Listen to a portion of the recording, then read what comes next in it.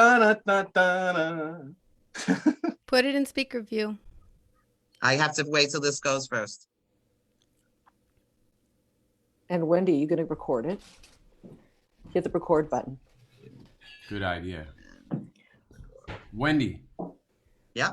You have Jenna down for the French, right? Yeah. Yeah. Great. Okay. Cool. Just making sure. Okay. So who are you seeing? I see Lebo. Now I see you. Okay. So why is Lebo going up? Do you see me now when I'm talking? Yes. Okay, good. And did you hit the record button, Wendy? Yeah, Okay, we're great. recording.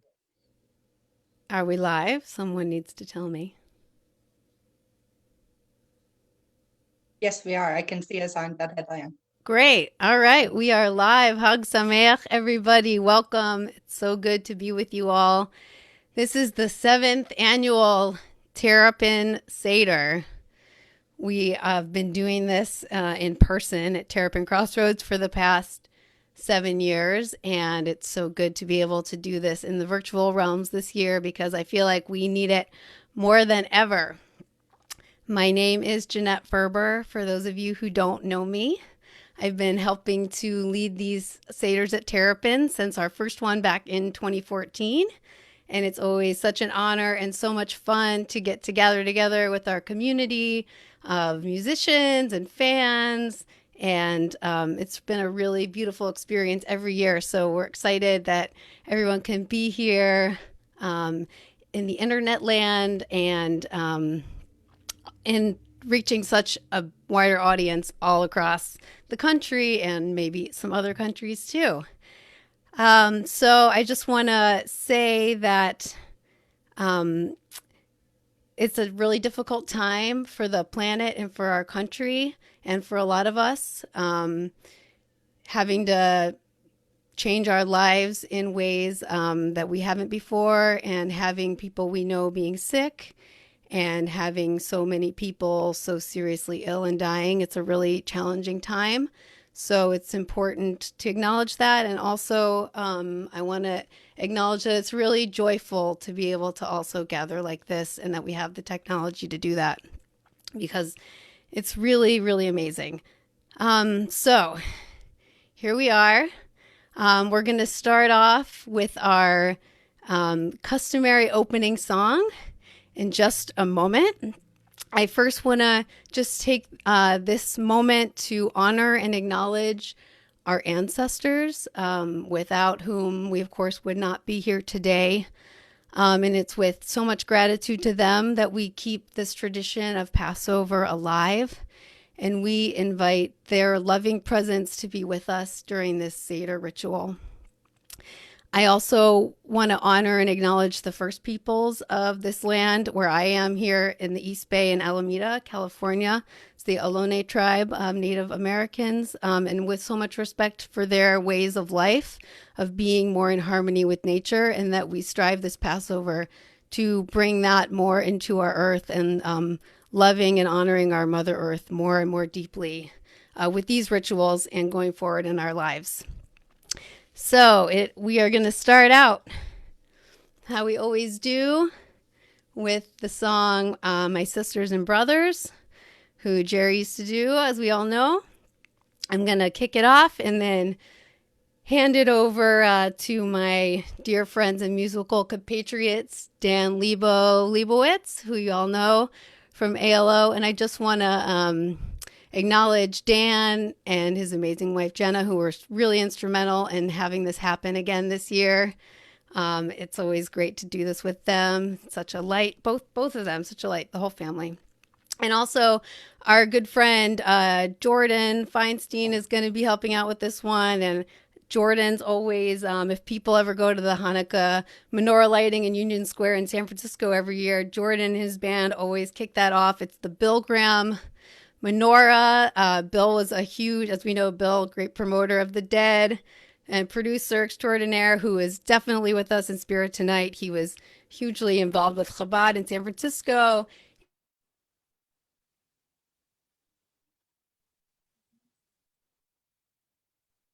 Jeanette, you froze. Here we go. Gonna kick this off. And please, everyone, sing along at home. I know we can't all hear each other's voices, but we feel your spirit all across the country. I want to make sure I got my harmonium here that you can hear my instrument, hear my voice. Here we go.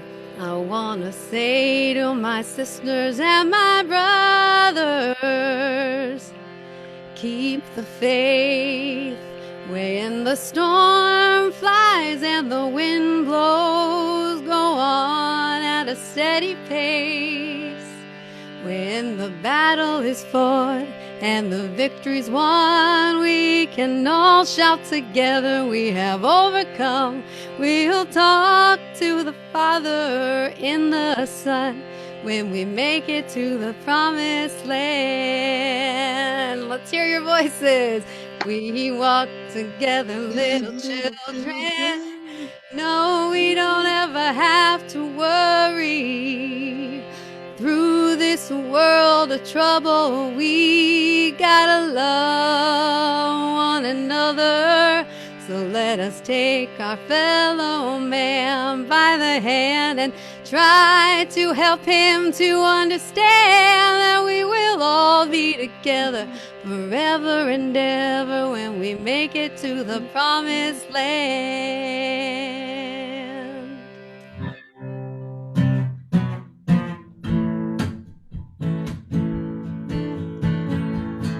Our Bible reads us, thou shalt not be afraid of the terror by night, nor the arrow that flies by day, nor for the pestilence that walketh in the darkness, nor for their destruction greater than the noonday hour.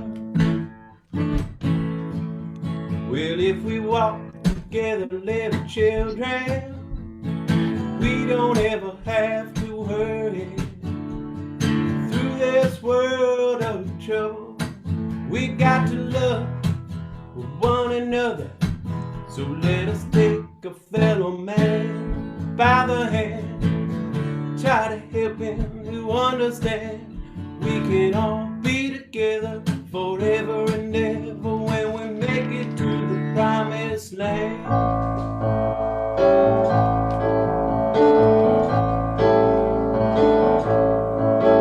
This world is not our home. We are only passing through. Child is all made up, way beyond the blue. Let's do the very best while we can, while we're traveling through this land. We can all be together, shaking our hand when we make it to the promised land. We can walk together, little children. We don't ever have to worry. Sit through this world of trouble. We gotta love one another. Let's take our fellow man by the hand, try to help him to understand.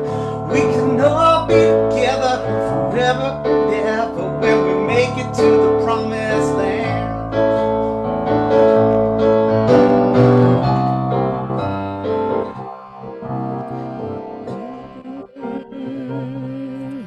When we make it to the promised land, yeah, we'll make it to the promised land. Oh, we'll make it to the promised land. Yeah, we'll make it to the promised land. We will make it to the promised land. We'll make it to the promised land.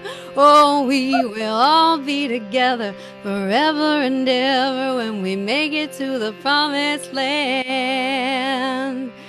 Oh, we can all be together forever and ever when we make it to the promised land. We will make it. someday. And someday we will all be together in person again, God willing. So at this point, I'm going to hand it over to Wendy Garflip, who has been doing these Seders with us since 2016. And it is a huge and amazing honor to do this with her. She made the fabulous Haggadah that hopefully you guys are all looking at either online or if you have physical copies from years past. They have been really such a gift. And I'm going to turn it over to Wendy all the way on the other side of the country, 3,000 miles away. Here she is. Wendy, I think you have to unmute yourself. Happy Pesach, everybody. Welcome to the Terrapin Nation shelter in Seder. A Seder is unlike any other thing in our tradition. It's a complex choreography of ceremony, symbol, and song. Symbols express ideas of thanksgiving, liberty, enslavement, and freedom. And since we believe in a living tradition that grows and redefines itself, we happily add new meanings to old symbols and new symbols that resonate with our nation. The Seder feels weird compared to our other observances. We recite blessings, we talk about food, we eat prescribed amounts, we drink glass after glass after glass of wine, play hide and seek, and sing which suspiciously sounds like drinking songs. But this year, Passover is unlike any of the past. This year, we are all in some manner of self-quarantine. It feels quite surreal, like a bad sci-fi movie. But this is our reality. The Haggadah commands, B'chol dor vador chayav adam lirot et atzmo ki'ilu hu yatzam mimitzrayim. In every generation, every individual should feel as though they had actually been redeemed from Mitzrayim, from Egypt. Until this year, I looked at the story of the Exodus as a historical happening, but it's happening to us on this very day, to you and me, not as if it was our collective story, but as our collective story. We are in Mitzrayim, in Egypt. We are yearning to be free as we sit in exile. Now, this isn't the first time that a generation of our people have been unable to gather for a minyan or recite Kaddish. During these interruptions, our ancestors emphasized the importance and efficacy of introspection and learning, while encouraging us to look forward with optimism to the time when we'll be together again. Today, like the Hebrew slaves, we have no idea how long this journey will last, no idea of the challenges we may meet along the way. Like the children of Israel, we are truly wandering in unfamiliar and strange terrain, leaving behind routines and comforts and the familiar elements of life. What a long, strange trip it is. Like those wandering in the desert, we are in between yesterday and an unknown future. We cannot go back. Like the wandering Israelites, we can only proceed one day at a time, accepting what is, not knowing what tomorrow will bring. This time of quarantine is forcing us all to explore what meaning and faith and spiritual wisdom means to all of us. So tonight, as we celebrate Passover in this unique time with our unique Terrapin Nation, let us surrender to the mystery and be grateful for the blessings here tonight of love and family, community, tradition, food and wine and song and joyful noise. Let us use the words and the stories of this collective experience to be a pathway out of the Mitzrayim, the narrow places, as we open our hearts, our minds, our souls, and our bodies to the ancient and the new, the sad and the joyous, the bitter and the sweet. Together, we will make it to the promised land. And now, we're going to turn to Phil Lesh to light the candles. Greetings all. Well, welcome to the most unusual Seder I've ever experienced. this is so wonderful to be able to do this in this crazy situation we find ourselves in. And I want to thank Jeanette and Wendy and Brian and all of the other Lebo and all the other folks who put this together, because I got a message from Scott Scott Gooberman a little while ago, saying, "Hey, I hope to see you at Seder." And I asked myself, surely we're not going to do a Seder, like the normal way. So I texted back and I asked him, "Is it going to be a virtual Seder?" And he said, "Yeah, it is." So, and so here we are, and this is just it's magical. It really means a lot to me to see our community come together like this in these, because we can't do it in the old way. Now we have to find a new way to do it, and all of us at Terrapin are working very hard to find new ways to keep our community together as we go forward into this unknown land. I don't know if this is what was promised, but it's where we are. So now I will light a candle.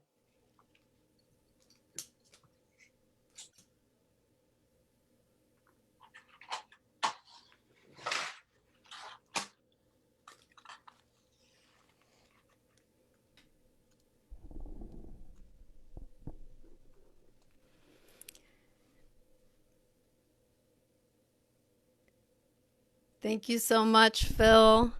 Wait, there's one more. Oh, I have another candle. it was slightly out of frame, so I couldn't tell.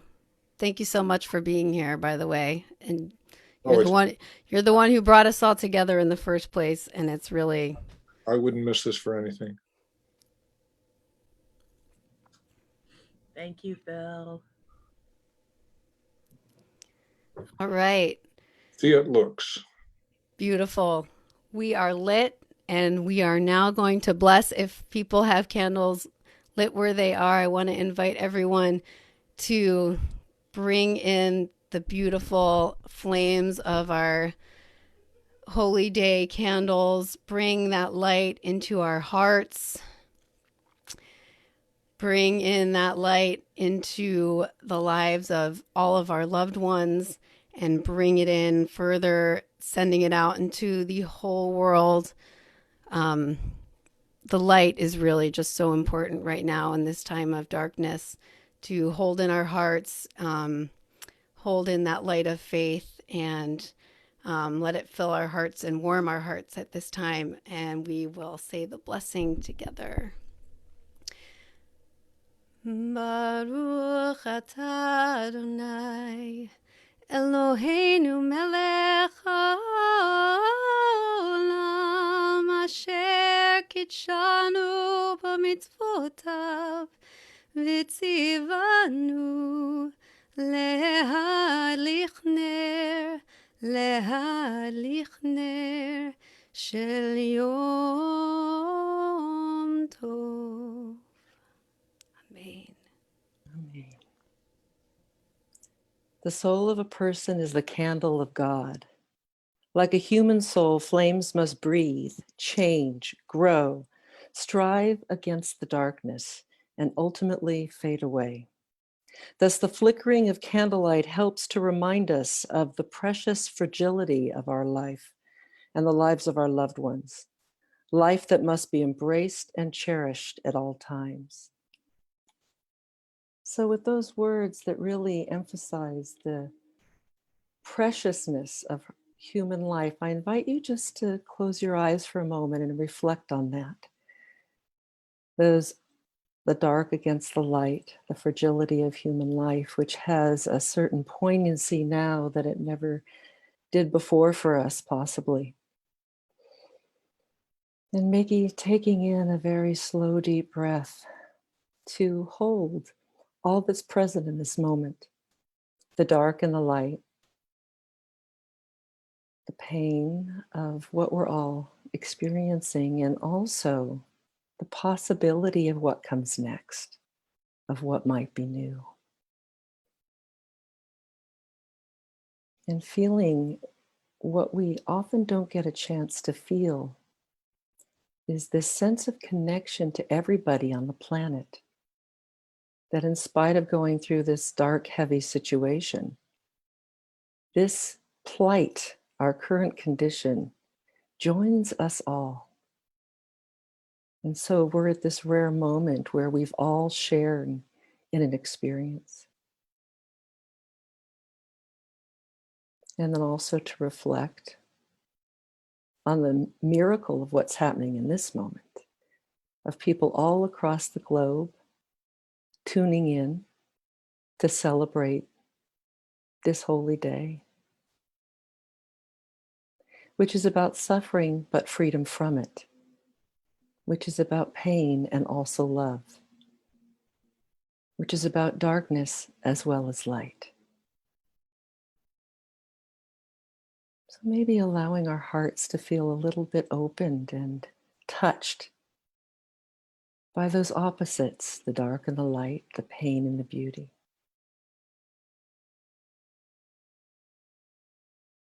And feeling also drawing on a sense of gratitude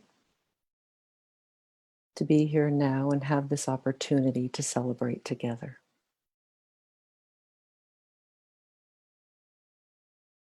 So just sitting for a few moments in silence together, acknowledging and feeling grateful for the connection and feeling humble in the face of our common human predicament.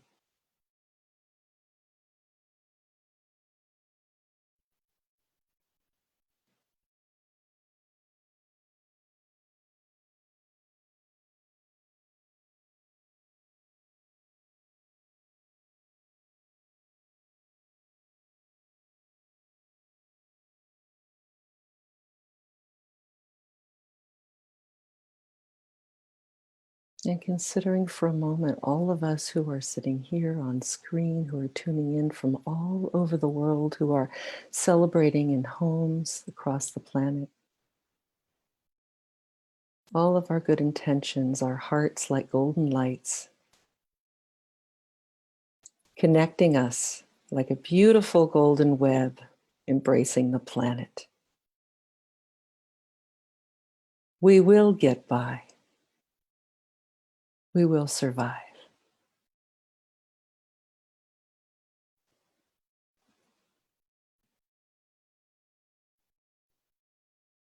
Okay, Wendy.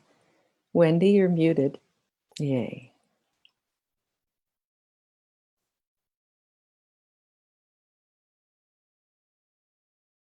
Please join me in a prayer for our time. Elohei HaChochmah, God of wisdom, bless medical scientists and researchers around the world with insight and skill, dedication and fortitude. Makor HaChaim, source of life, grant public health and government officials the strength to act swiftly and decisively with compassion and understanding. Makor HaBriut, source of healing. The state of our daily lives is unparalleled, yet you remain the same. We scramble to react and prepare for an unprecedented situation. Healthcare workers, first responders, delivery drivers, supermarket cashiers, and so many others are facing unimaginable circumstances at this critical moment in history.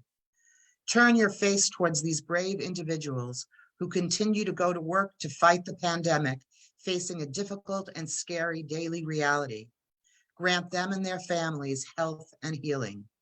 Sor Yisrael, Rock of Ages, bring an end to all disease and suffering, so that all may know your compassion and your grace.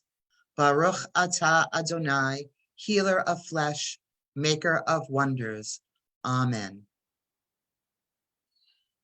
Okay, so now we're ready, if you turn in your Haggadah to page 3, to talk a little bit about the Seder plate.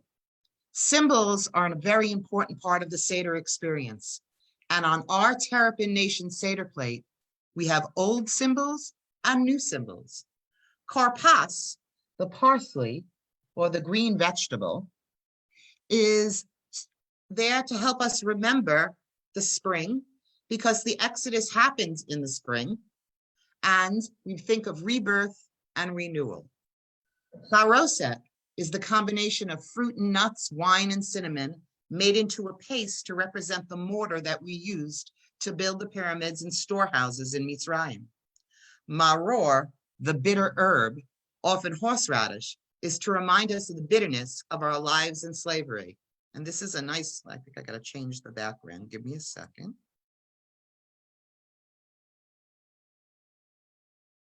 This is a horseradish root that we took out of our garden here in Massachusetts today. Some people use chazeret, romaine lettuce, as another form of bitter herb. The egg, or the beitzah, reminds us of the holiday sacrifice at the time when the temple stood in Jerusalem. It also brings to mind the circle of life and renewal. For a vegan option for the egg, we add a perach, a flower, which also represents rebirth and renewal. The zroa, or the lamb shank bone, reminds us of the paschal lamb we ate before fleeing Mitzrayim. We use a beet as a vegetarian alternative because a beet can bleed. And sometimes we offer a sweet potato as the paschal yam. The zroa, the zayit, the olive, is to remember the economic insecurity caused by the destruction of olive trees, a historical symbol of hope for many people in the Middle East. And the tapuz, the orange, although relatively new to our tradition, comes to us via Susanna Heschel and has earned a place of honor on our Seder plate. The story, which has morphed and changed, which all good stories do, goes something like this. A woman asks the Rebbe, "What room is there for a lesbian in Judaism?" And the Rebbe responds in anger, "There is as much room for a lesbian in Judaism as there is for a crust of bread on a Seder plate." Although Heschel was intrigued by the idea, it was impractical, since it would render everything not kosher for Passover. In addition, it carried a message that lesbians were a violation of Judaism itself. Heschel instead put an orange on the Seder plate because it suggested the fruitfulness for all Jews when our LGBTQ sisters and brothers are contributing and active members of Jewish life.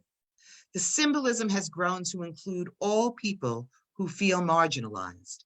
The orange needs seeds so we can spit out the hatred. An orange is segmented, not fragmented.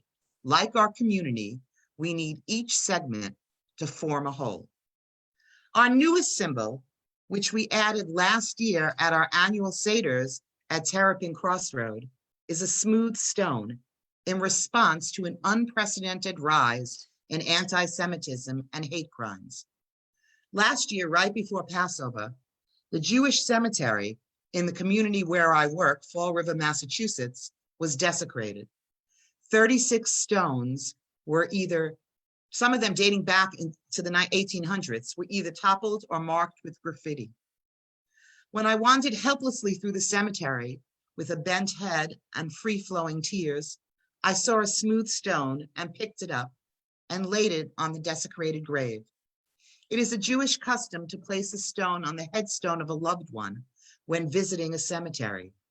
It probably comes from a time when Jews were forbidden to visit their dead. Despite the decrees, they visited anyway and left a stone as a tiny gesture of resistance. I placed a stone on the grave that was defiled with swastikas, and I placed a stone on the grave where they scrolled Heil Hitler. And I placed a stone on the grave desecrated with the words, "Expel the Jews, this is MAGA country." This was my resistance.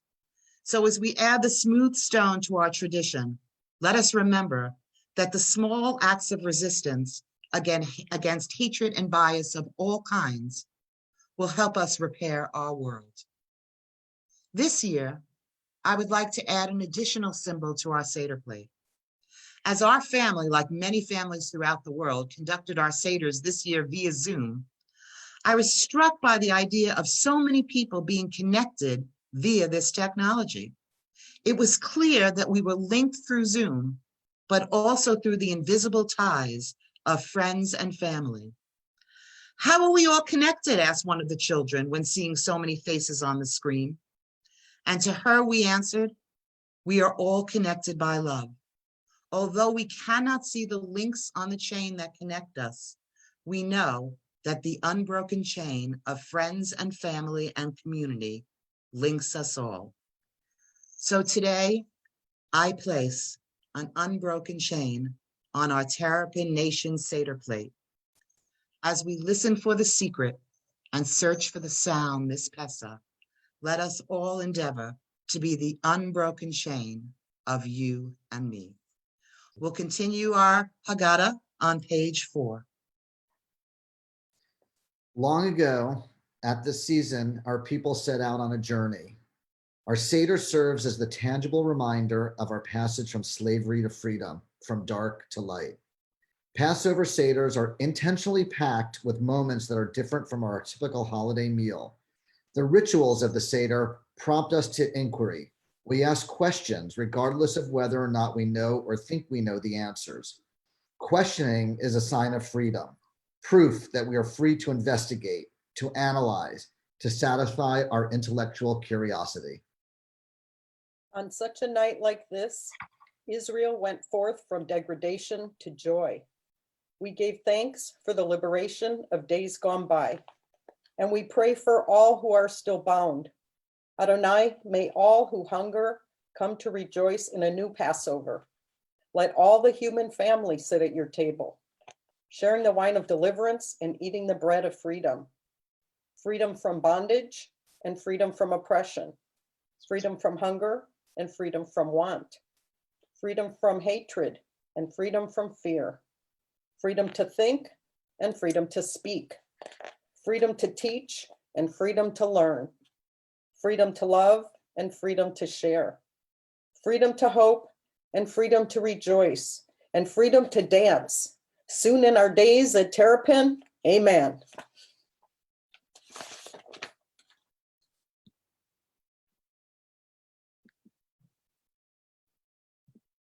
We begin our Seder with Kos Miriam, Miriam's cup symbolically filled with Mayim Chayim, living waters from Miriam's well. Elijah's cup, which we speak of at the end of the Seder, represents our future redemption, looking forward to the time when peace will fill the world. Miriam's cup is a symbol of our past redemption when our people were brought out of Egypt and delivered from slavery. Miriam's well was said to hold God's power to heal and renew.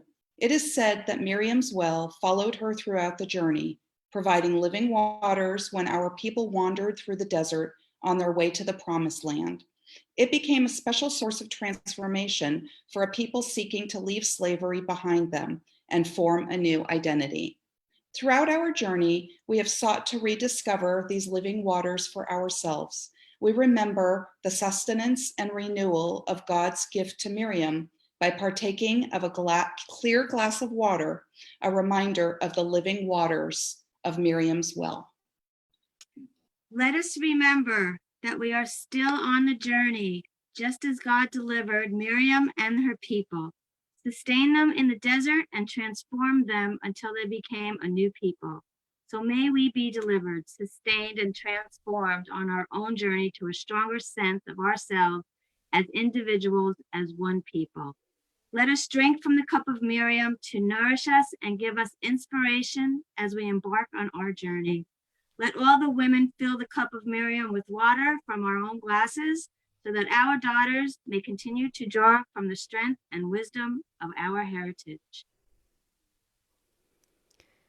Let's do the blessings for Miriam's cup. I have an even named Miriam's cup, Kos Miriam, here made by a local potter extraordinaire and wonderful Jewish woman, Susan Felix. I just want to give a shout out to her because she's very special in our community here in the East Bay. In the middle of page 5, Zot Kos Miriam, Kos Mayim Chayim, Zecher Letziat Mitzrayim. This is the cup of Miriam, the cup of living waters, which we drink to remember the exodus from Egypt. These are the living waters, God's gift to Miriam, which gave new life to us as we struggled with ourselves in the wilderness. Blessed are you, Adonai, who brings us from the narrows into the wilderness, sustains us with endless possibilities, and enables us to reach a new place. Nivarech et ein hachayim shenatan lanu mayim chayim. Let us bless the source of life, who has given us living waters. Baruch atah Adonai Eloheinu melech haolam, shehachol neyeh b'divaro. Blessed are you, Adonai, life source of the universe, by whose words everything is created. Amen. Every Haggadah looks different. Every reading sounds different, suggesting new nuances and new insights. The Seder, the ordering of the evening, has changed little since its inception centuries ago. It is a fusion of fixity and flux, structure and spontaneity, words that describe the music that runs through our souls. Although we are encouraged to elaborate the story, we are reminded to observe the basics to ensure that, at a time when not everyone possessed a Haggadah, an aid memoir, a rhymed mnemonic, was created as a prelude to the Seder.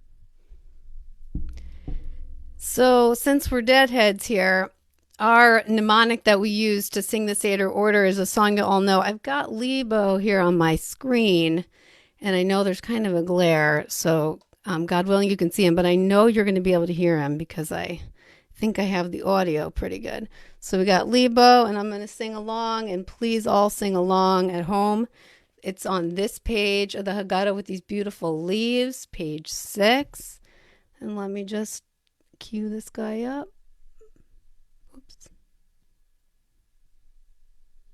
All right, here we go.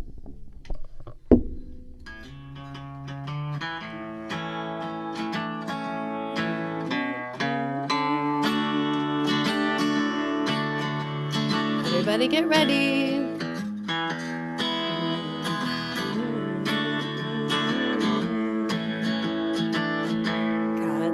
Kadeshuchatz karpas yachatz magir rotza motzi matza marokorech shulchan orech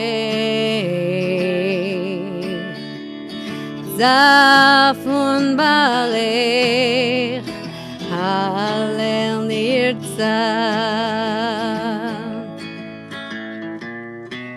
kadeshu chatz karpatz yachatz magid rotza motzi matza marokorech shulchan orech zafun barech halel nirtza la-di-da-da-da la-da-da-da-da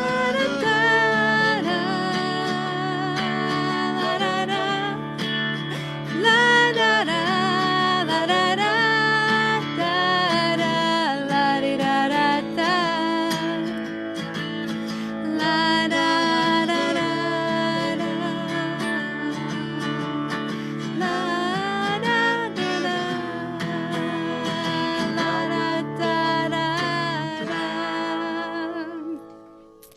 Awesome. Thanks, Lebo, for doing that. Hopefully everybody could hear everything.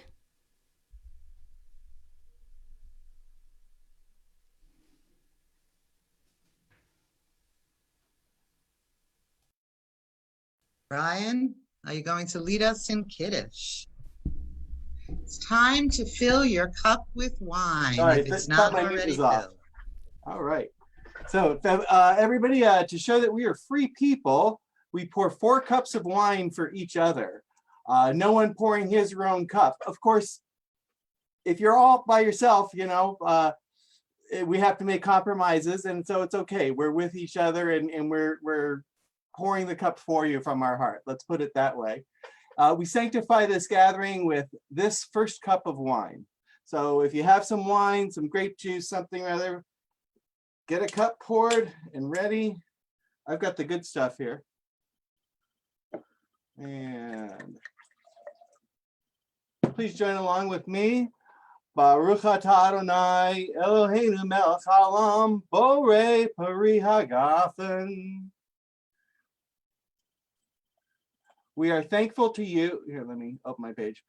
We are thankful to you, source of the universe, for creating the fruit of the vine. This first cup is the cup of redemption and the promise of freedom from the burden of slavery. It acknowledges the truth that is in our lives right now, the parts of our being, both physical and spiritual, that want to trust in you to create wholeness. Where now exists Mitzrayim, the narrow places. Baruch atah Adonai Eloheinu melech haolam shehechianu v'kimanu v'higianu lazman hazer. We are thankful to you, source of the universe, who has breathed life energy into us and who has provided us with the experiences that have made us who we are, and who has enabled us to reach this time in our lives. And I'd just like to thank you all for being here today. You're watching Deadheadland Television. My name's happycat, and thanks for being here. Cheers. L'chaim. L'chaim. Why is wine used as a symbol of sanctification when it is so readily brings to mind revelry and intoxication? How can it be a symbol of liberation when so many have become enslaved to it?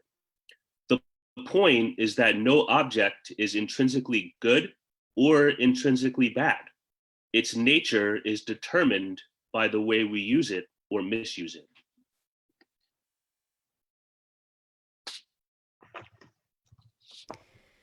We are now going to do the hand washing, which the first of the two hand washings, which is on page 8, it looks like.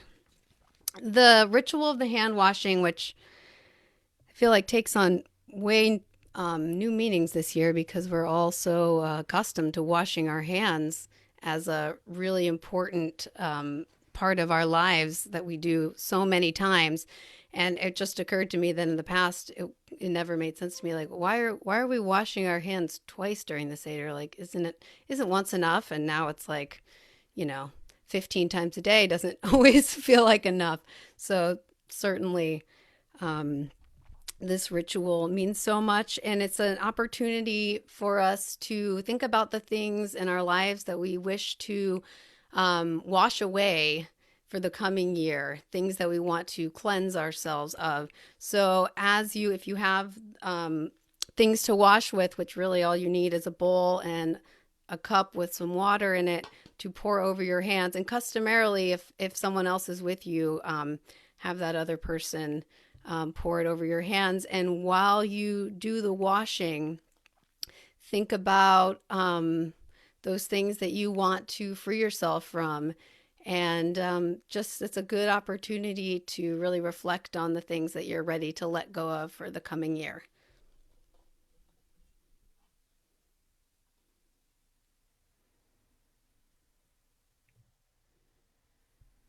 Rehats.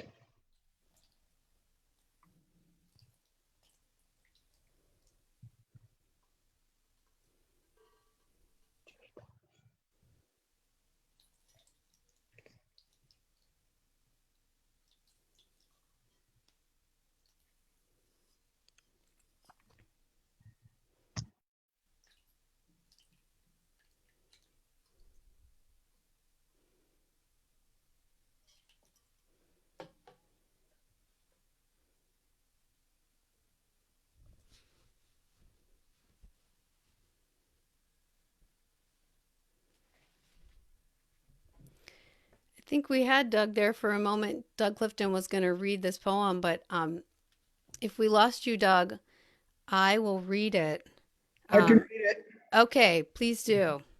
Rehats, the cleansing power of water, moisture, the essence of life, the flow of life, washing away hurt, ways of thinking, ways of being. The things we want to let go of right now, allowing through that which has yet to emerge, making the way for sacred space.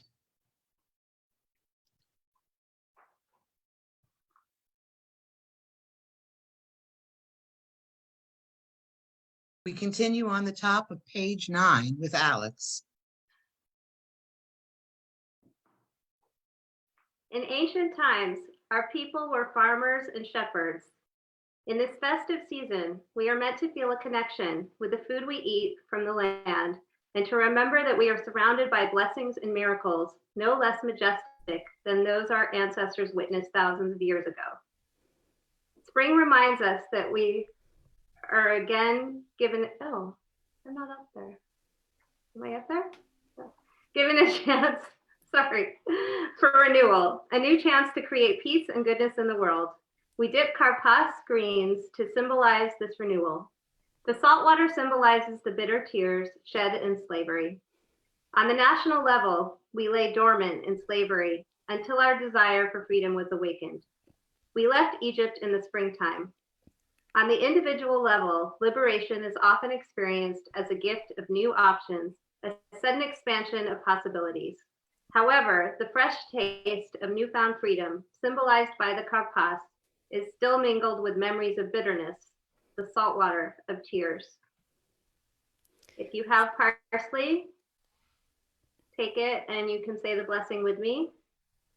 Baruch atah Adonai Eloheinu melech haolam borei pri ha'adamah. We thank you, creator of the universe, Mother Earth, for having created the fruits, the vegetables, the silent sustenance.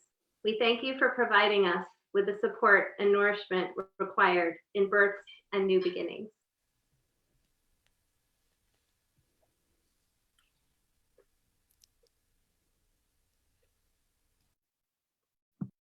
We take this time to honor others.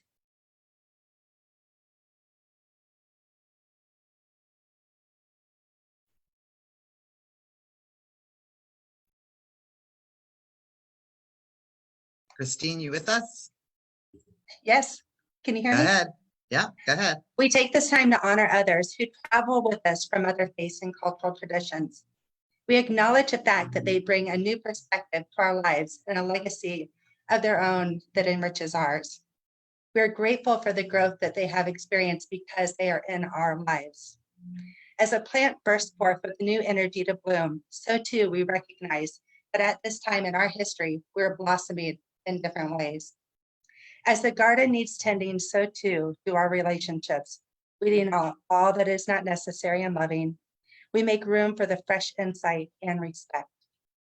We welcome those who sit around the table for the first time or the 20th, bringing new understanding to our discussion.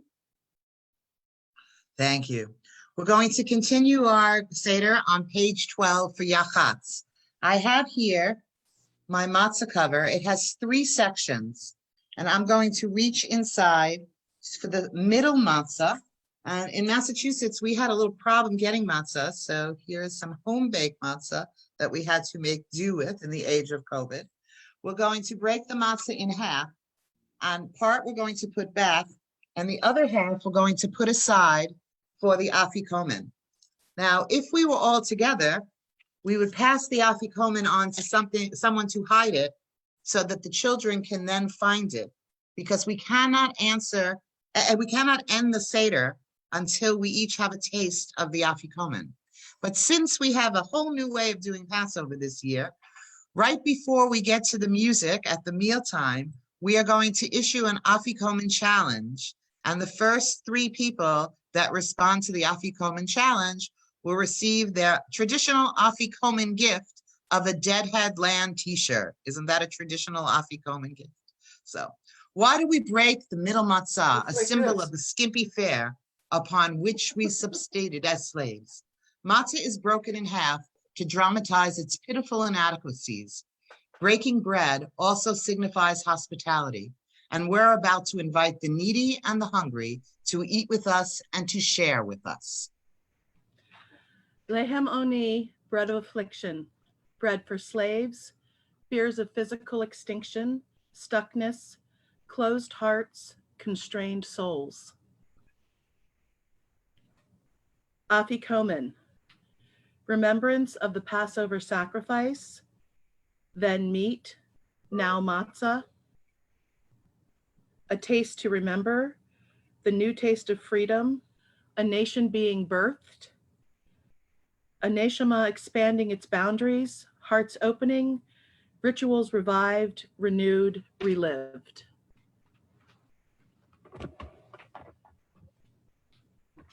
And now we go to the 4 questions. Why are the 4 questions asked and never directly answered in the Haggadah? To this question, there are more than 4 answers. Questioning is a sign of freedom, proof that we are free to investigate, to analyze, to satisfy our intellectual curiosity. The simplest question can have many answers, sometimes complex and contradictory ones, even as life itself is fraught with complexity and contradictions. To see everything as good or bad, matzah or moror, is to be enslaved to simplicity. The Haggadah challenges us to ask ourselves whether we are asking the right questions, to accept the fact that not every question has an answer, that not every problem can be neatly resolved, is another stage of liberation. In the same way that questioning is a sign of freedom, acknowledging that some things are beyond our understanding is a sign of faith.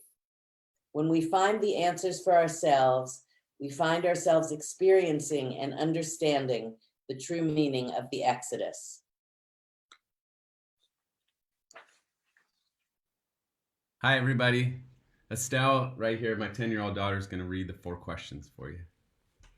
How different this night is from all other nights. On all other nights we eat either hametz or matzah. Why on this night do we only eat matzah? On all other nights we eat all kinds of vegetables. Why only on this night we eat bitter herbs? On all other nights we do not usually dip vegetables even once. Why on this night twice? On all other nights we eat sitting upright or reclining. Why on this night do we eat reclining? Great job, Estelle. I am going to now chant the 4 questions in Hebrew, and please, everybody, sing along at home. Ma nishtana halayla hazeh mikol halelot, mikol halelot, shebechol halelot, anu ochlin hametz umatzah, hametz umatzah.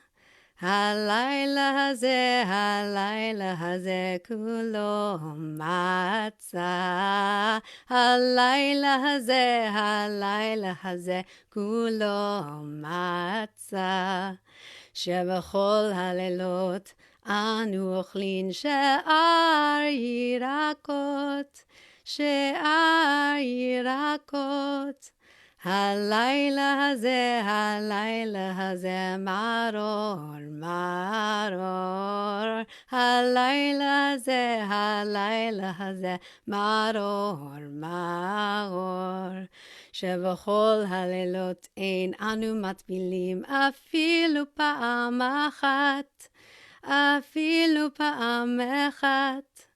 Halayla hazeh shetef amim. Halayla hazeh shetef amim. Shebechol halelot anu klin ben yoshvinu ben mesubin, ben yoshvinu ben mesubin. Halayla hazeh kulanu mesubin. Halayla hazeh kulanu mesubin.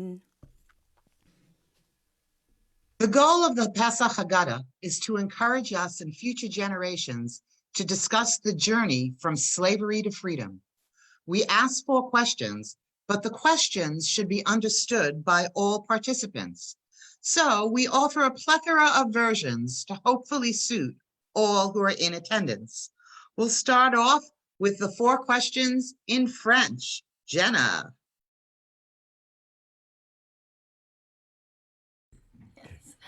Pourquoi cette soirée se distingue-t-elle des autres soirées?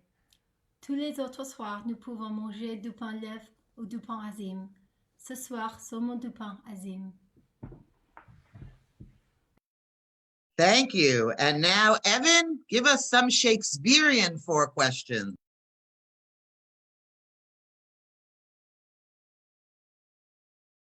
Sorry.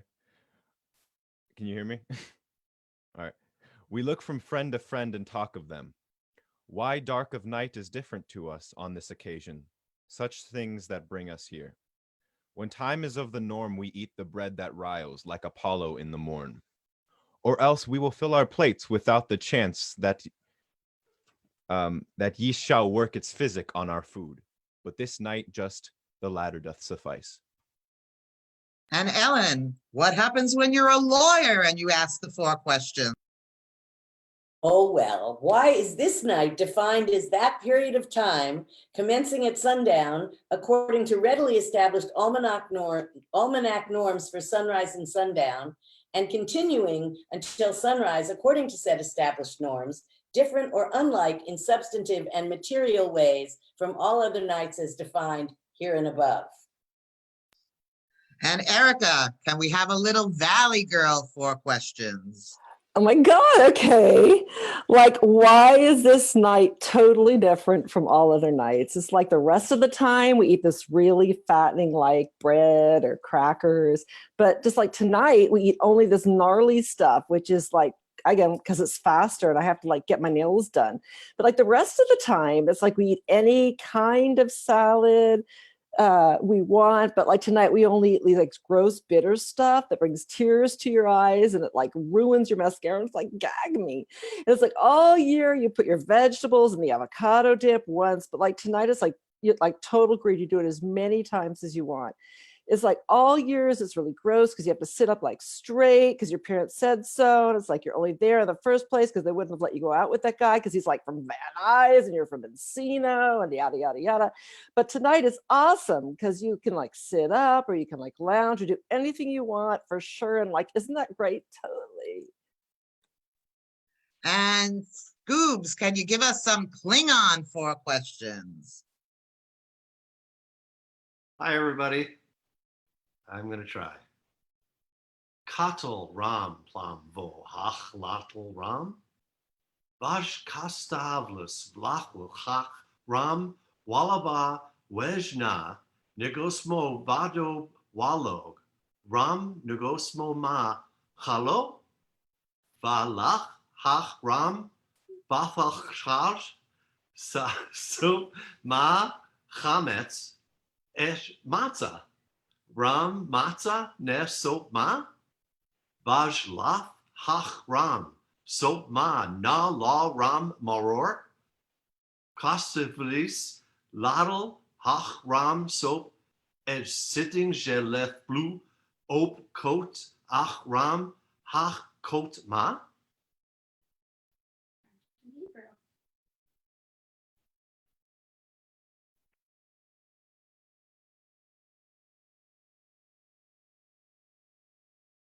We got you, Scott. Hello? Yep, go ahead. Hey. Oh, wow, me, man? Sorry, I was stoned. So like, okay, so why can't we eat veggie burritos tonight? And in fact, for that matter, why can't you find a decent veggie burrito in the lot anymore? Really? And next question, anybody got my miracle? And I wonder if they're gonna play Dark Star. And I guess the last question, the 4th question is, Phil, will you play tonight?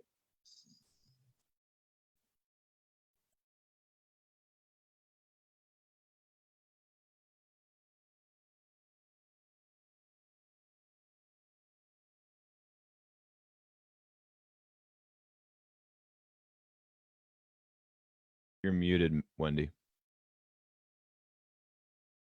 Start off. I'm sorry, I don't know how to answer that question. I don't know. We'll get to you in a minute.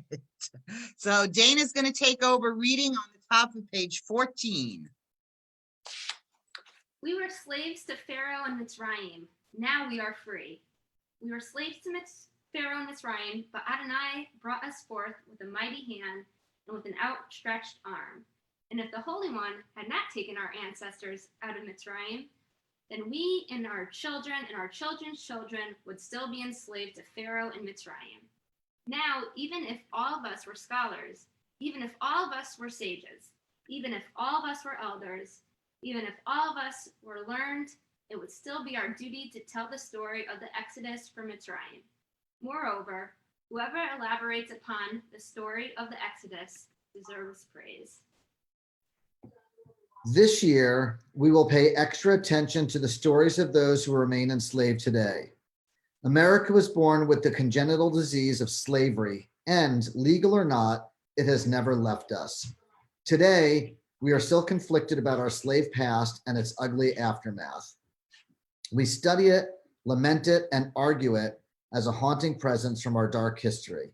Yet while we were looking the other way, slavery in America evolved into a whole new beast that lives in darkness among us and feeds on ignorance and misery. Only through our awareness, our concern, and our commitment can it be driven out. Most of us do not know that slavery not only exists throughout the world today, it flourishes. Slavery is legal nowhere, yet it is practiced everywhere with an estimated 27 million people in bondage worldwide. Most Americans are clueless that slavery is alive and flourishing right here, thriving in the dark, and we should know about it. The simple truth is humans keep slaves and always have. Tonight, we must acknowledge that nearly 150 years after the end of the slave trade, the fight to end this global scourge is far from over. Today, it takes a different form, and we call it by a different name, human trafficking. But it is still an affront to basic human dignity in the United States and around the world.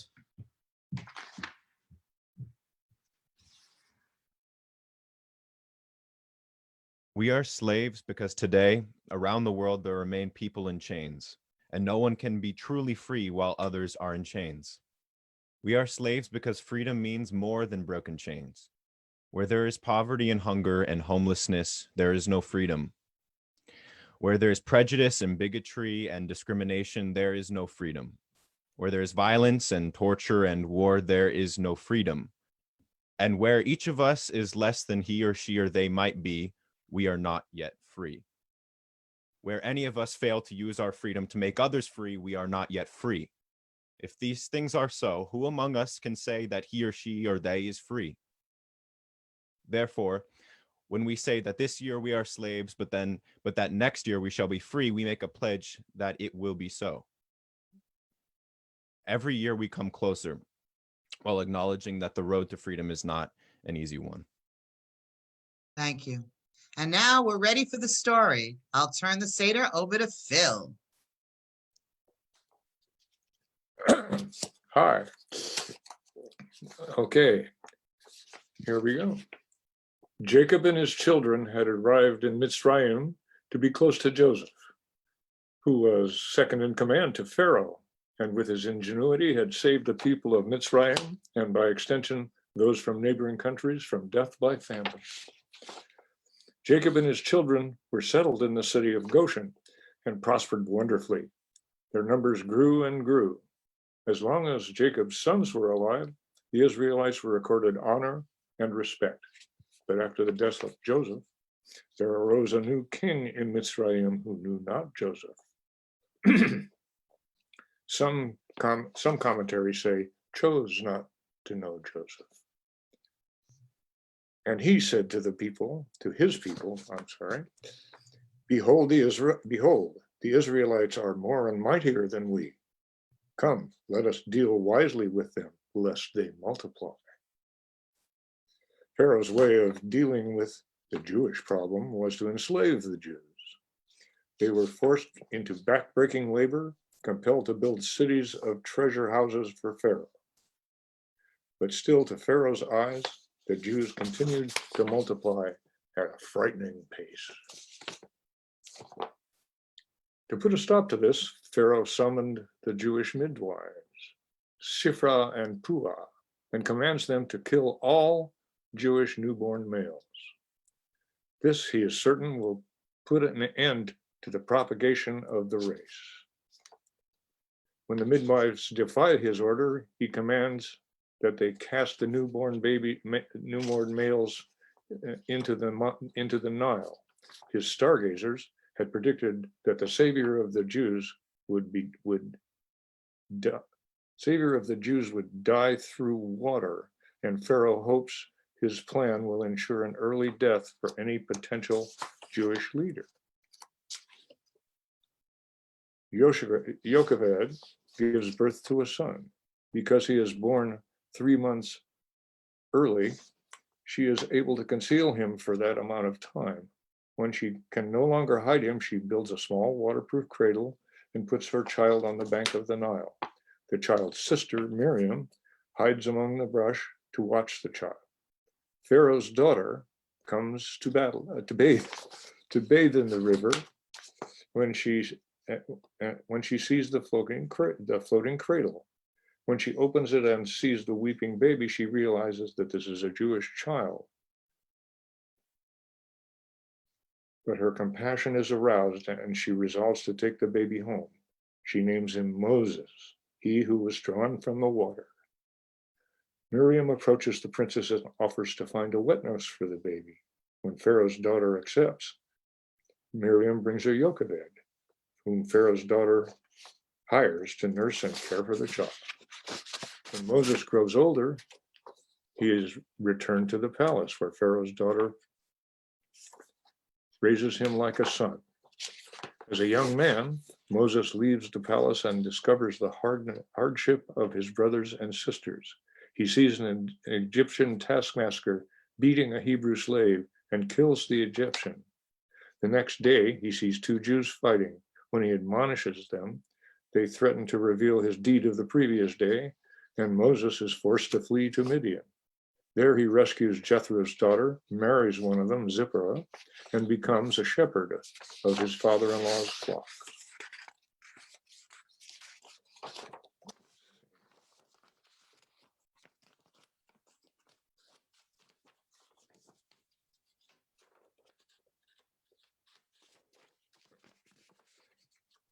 Meanwhile, the plight of the Israelites worsens and their cry rose.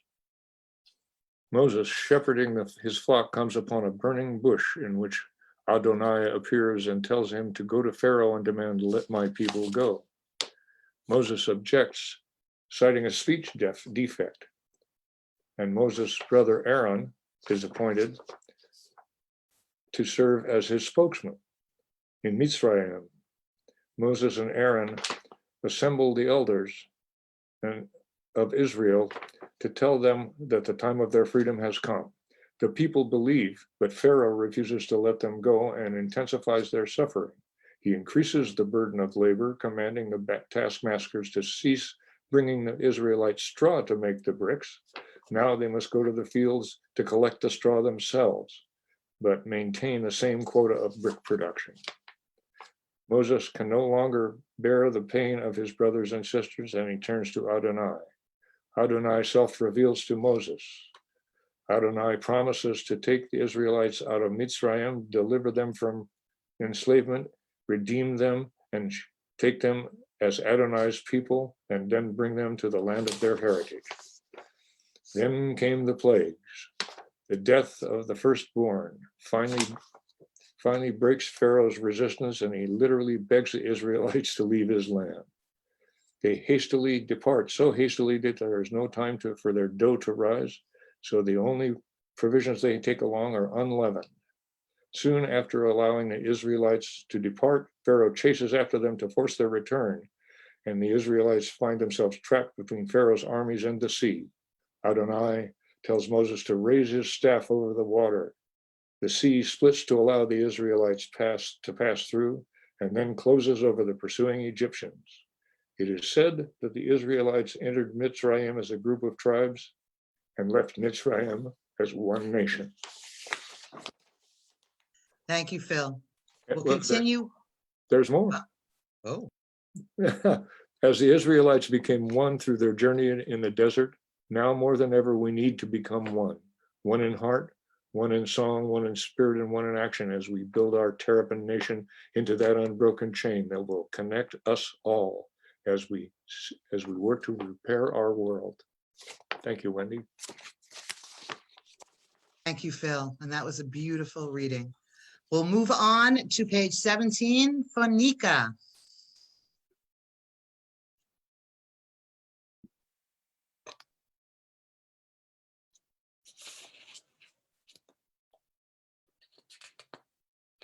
Nika. Nika, you with us? Unmute. Unmute, Nika.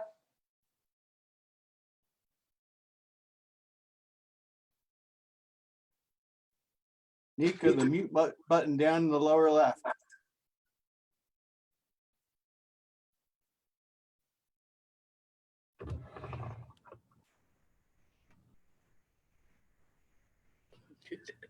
Not audible. Huh. Okay, so I think we're going to move on, and when Nika comes back, we'll take a step back. All right. Nika, if you come back, let me know. Now comes the plagues. So we'll start at the top with Cheryl. Okay. We remove 1 drop of wine from our filled cups for each plague. We glory in our liberation, but we do not gloat over our fallen foes. As we prepare to recite the traditional 10 plagues of the Passover story, let us pause to reflect on another age-old plague that continues to strike around the world today.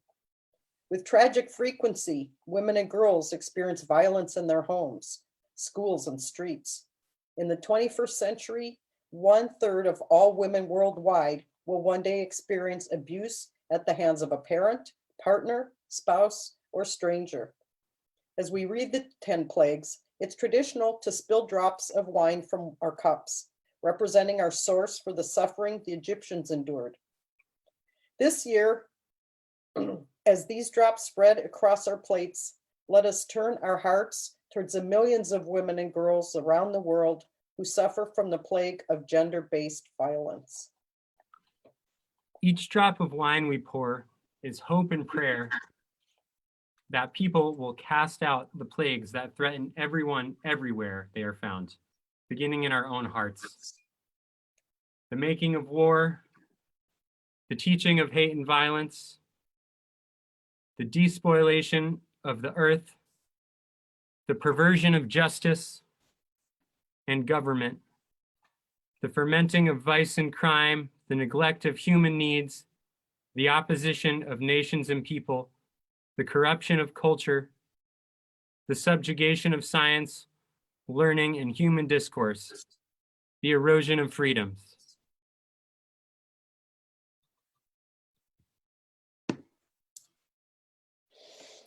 Go ahead, Nika. As we recite the plague of blood, let us comfort and mourn those women whose blood has been spilled. As we recite the plagues of frogs, lice, and locusts, let us quell the swarm of assaults. As we recite the plague of wild animals, let us appeal to all people to act with humanity. As we recite the plague of pestilence, let us pledge to keep women safe from harm. As we recite the plague of boils, let us heal wounds and hearts. As we recite the plague of hail, let us decry the beating of fists against mothers, daughters, and sisters. As we recite the plague of darkness, let us vow to bring light to those who bear shame and pain. As we recite the plague of the firstborn, let us empower the next generation to live free from violence and fear. Before we let Kathy and Nika read, we're going to take our cups and we're each going to take 1 drop out as we recite the Hebrew and the English for the 10 plagues. Dam, blood. Sfardeia, frogs. Kinim, lice. Arov, wild beast. Dever, cattle disease. Shechin, boils. Barad, hail. Arbeh, locust. Choshech, darkness. Makat bechorot, The rabbi said these were so terrible that they took the first letter of each word and put them in an acrostic so we wouldn't have to say them. And we take a drop out for each of those. Desach, Adash, Ba'achav. And today, we'll take one more drop out for the plague that is affecting all of us, Corona. Now we'll let Kathy finish this up, and then Nika will take over.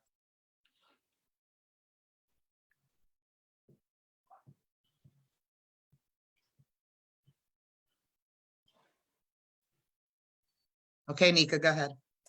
Can you hear me now? Yeah, we can hear you now. There are two messages of Passover we need to think about. The first is that seemingly hopeless situations and deeply entrenched evil can be overcome. The other, freedom triumphed over oppression then, and it will now too. Passover stands as a beacon of hope in times clouded with despair. It calls us to remember that just as day follows night, we shall come through the darkness to great light. One way or another, this darkness has got to give. The Haggadah's second message is that God is the main character in this human drama of hope and change. It is the strong arm and the outstretched hand of God alone that brings us from sorrow to joy. The traditional Haggadah deletes Moses from the story. This is not a helpful message at a time when the world so desperately needs fixing. It leads us to passivity and alienation, and as a result of God's seemingly absence precisely when evil struck so brazenly about. While the Haggadah provides a deep reservoir of hope, it may not be the best guide to fixing the world. What we need today is a powerful reminder that righting our upside-down world depends on human action. We don't have to look far for this lesson. The beginning of the book of Exodus contains this often overlooked story about this quintet of women whose actions ultimately saved the nation. And as they say, it is the women today smarter than the men in every way. Shifra and Puah, the courageous midwives, defied the decree to kill the male children. Moses' mother, Yocheved, hides the baby and then sets him adrift to protect him. Batya, the daughter of Pharaoh, brashly defies her father's decree for the murder of the Hebrew male infants and rescues the baby Moses. Miriam, Moses' sister, steps in and arranges for Moses' mother to nurse him.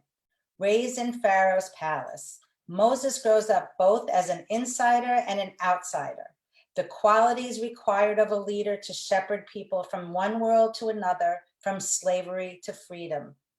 In celebration of the quintet of curious women of Passover, we raise our glasses for an extra kiddush to honor them. Each one acted to do what she knew was right, listening to the still small voice within, thereby changing the course of history.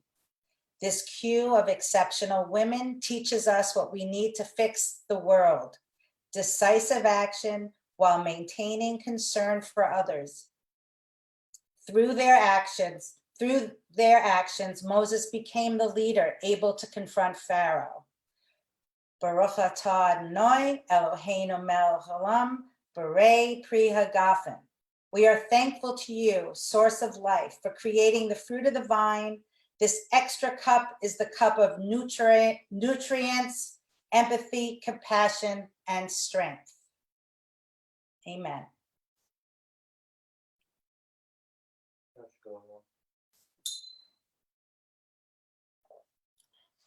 Thank you, Nika. And now we're ready for Dayenu. It would have been enough, and we'll turn it over to the Lebo. All right. Ilu hotzianu mi Mitzrayim, hotzianu mi Mitzrayim, Dayenu, Dayenu, Dayenu, Dayenu, Dayenu, Dayenu, Dayenu, Dayenu, Dayenu, Dayenu, Dayenu, Dayenu, Ilu naptan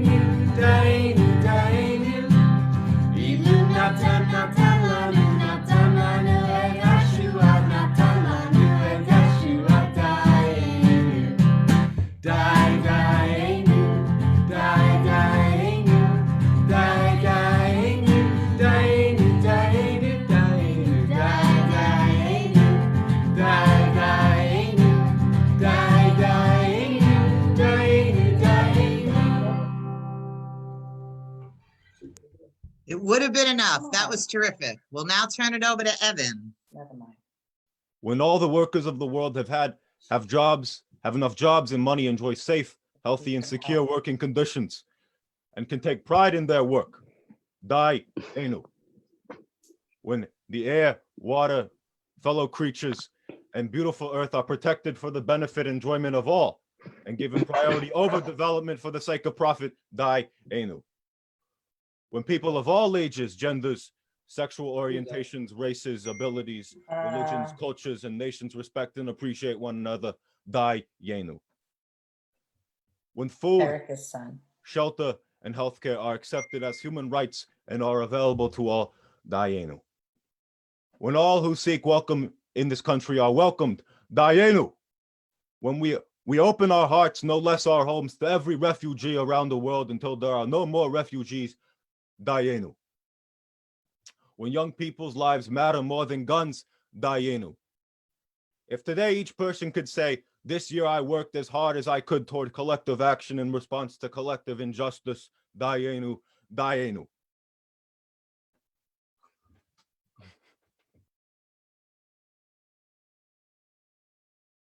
And now we'll turn to Gordon. Unmute. Thank you, Evan. If we could treat all living creatures, starting with ourselves, with loving kindness, Dayenu, it would be enough. If we could see how short and precious life is and take care of ourselves without having to be reminded through tragedy or ill health, Dayenu, it would be enough. If we could listen to each other when we share, if we could regularly feel heard and understood, Dayenu, it would be enough. If we could give and receive all of the intimacy, affection, support, and nurturance we need to and from appropriate sources, Dayenu, it would be enough. If the children of the world would receive the good, caring parenting, schooling, and feeding that allow them to grow into healthy adults, Dayenu, it would be enough. If we could see Tukamalam, universal healing in our lifetimes, Dayenu, Dayenu, it would be enough. Thank you, Gordon. We'll continue on the top of page 21. When the cup of suffering had run over, Egypt's grip was loosened. On that day, Israel went forth to freedom. They made their way to Yam Suf, the Sea of Reeds. Cloud by day, fire by night. Adonai's presence went before them. Pharaoh's heart changed yet again, and he dispatched his troops to recapture the fleeing slaves. For the oppressor's fury grows as their grip begins to weaken, and in their rage, they pursue their victims even to their own destruction. The people stood uncertain. Before them the sea, behind them the armies of Pharaoh. When they stood at the edge of the sea, each one said, I will not be the first to enter. While they stood there, Nachshon, son of Aminadab, leaped into the sea. Only then did the others follow. At that time, they plunged into the waters, going farther and farther, until it seemed the waters must cover their heads. Only when they had gone as far as they could, through their own efforts, did the waters part for them. That's when they realized they were behind Terrapin Crossroads in the canal, and it opened up and they were at the place they needed to be. The people overcame their fear, as all must in every generation who would be free. For the human fate has been exile and oppression again and again, and the human task to find the will to overcome. And all gave thanks for having crossed Yam Suf in safety. And Miriam the prophet, who foretold the birth of Moses, took a timbrel in her hand, and all the women went out after her with timbrels and with dances. What better way to begin a new cycle? How did timbrels happen to materialize on the windswept shores of the Sea of Reeds? How did the women happen to have them in their hand luggage? What would you have taken if you were required at short notice to shelter in place? To leave your home for a journey of unspecified duration to an unidentified destination? Household goods, clothing, family treasures? The women in this predicament had enough imagination and enough faith to pack musical instruments. They knew that God would perform miracles for them, and they wanted to be ready to celebrate. As Emma Goldman said, if I can't dance to it, it's not my revolution. Thank you. We continue on page 22. Rabban Gamliel haya omer, kol shelo amar shlosha devarim elu b'Pesach, lo yatsa yedei chovato, ve'elu hein, Pesach, matzah, umaror. Rabban Gamliel used to say, all who have not explained the significance of these three things during the Pesach Seder have not fulfilled their obligation. And these three things are the Pesach offering, matzah, and Okay, Pesach. Why did our ancestors eat Pesach, the Pesach offering at their Seder? As a reminder that the Holy One passed over our dwellings in Mitzrayim, as it is written, you shall say, it is the Pesach offering to Adonai, because Adonai passed over the houses of the Israelites in Mitzrayim when he smote the Egyptians and spared our homes. Why do we eat it? Matzah, why do we eat it? To remind ourselves that even before the dough had time to rise, Adonai self-revealed and redeemed us, as it is written, and they baked the dough which they had brought from Mitzrayim into unleavened cakes, and it did not rise since they were hurried out of Mitzrayim, and they could not delay, nor had they prepared other provisions for themselves. Maror, why do we eat it? To remind ourselves that as it is written, the Egyptians in Mitzrayim embittered our lives with hard labor in mortar and in brick and in every manner of drudgery in the field, and worked them ruthlessly in all their labor. B'chol dor vador chayav adam lirot et atzmo ki'ilu hu yatsa miMitzrayim. In every generation, one is obligated to see oneself as one who personally came out from Egypt. We'll continue our Seder on page 23 with the second cup of wine. If your cup is full, may it be again. Fill them up as we turn it over to Brian. All right, so go and get your cup. I'm unmuted, right? I'm on. Okay, I wanted to make sure it was working.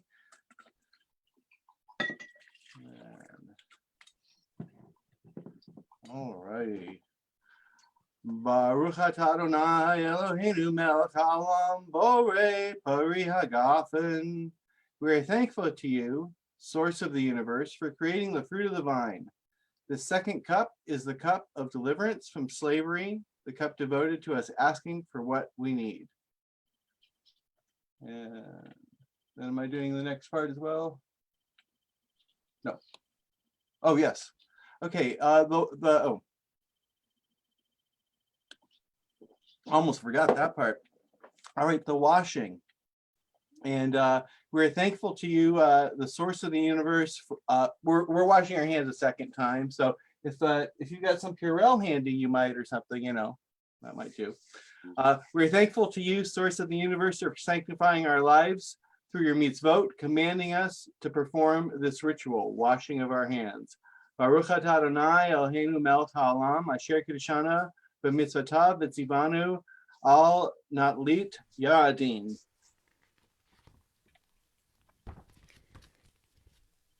Amen. We are now going to bless the matzah. So if you got some matzah handy, please pick it up and join me in the prayers on page 24. Baruch atah Adonai Eloheinu melech haolam hamotzi lechem min haaretz. We are thankful to you, source of the universe, for bringing forth bread from the earth. Baruch atah Adonai Eloheinu melech haolam asher kidshanu b'mitzvotav v'tzivanu al achilat matzah. We are thankful to you, source of the universe, for sanctifying our lives through your mitzvot, commanding us to eat matzah. Amen. Matzah is the most basic bread, the simplest food made by humans. Matzah is a combination of the basic elements: earth, water, air, and fire. The ingredients of matzah are flour and fresh water, nothing more. Flour from grains. Grains grow from the clay of the earth, nourished by the sun and the soil. They are cut down and ground into dust. Fresh water from the sky appears like manna, a gift from Adonai. When fresh water is breathed into the dusty flour, the sweet sugars hidden in the dough are released. Yeast, a bacteria found naturally in the air, enters the dough to eat its sweet sugars. Their lifespan is limited to 18 minutes, no more, preventing overpopulation and fermentation of the dough's sweet sugars. The dough is poked and prodded, preventing it from becoming gaseous or puffed up. Quickly, to overcome the influences and limitations of time, the matzah is baked, acting with zeal and speed. The matzah is flat, even, and humble, the foundation of spiritual growth.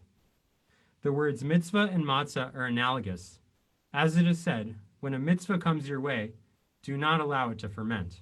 Or simply put, when the opportunity to do a mitzvah arises, seize it. As we perform the mitzvah of eating matzah, may we be inspired with a heightened connection to Adonai, to our world, and to each other, steeped with a deep awareness of time and a greater zeal in all that we do.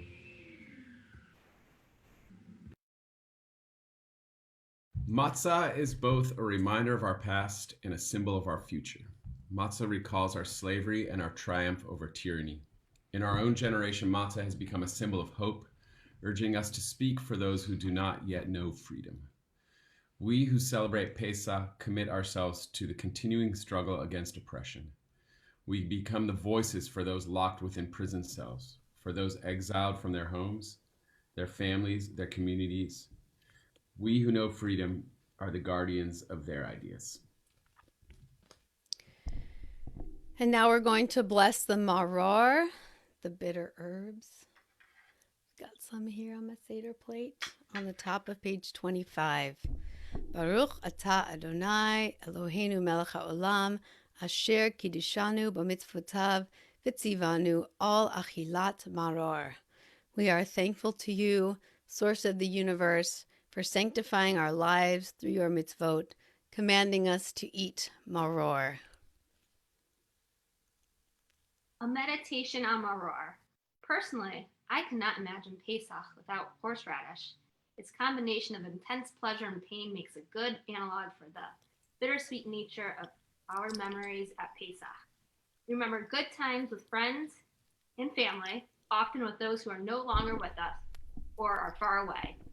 We give our brief lives added dimension by linking them to the pain and triumph of Jewish history. As the Irish fiddler Seamus Connolly once said, in the name of his mother, we're never so happy as when we're crying. We never enjoy the horseradish so much as when it brings tears to our eyes. We're now going to eat do the korech, the Hillel sandwich, and it is so bittersweet. It just hearing Dana read that, which she does like every year for the past however many years, feels very bittersweet and definitely sweet to see so many of my friends as we're doing this Zoom. So let us.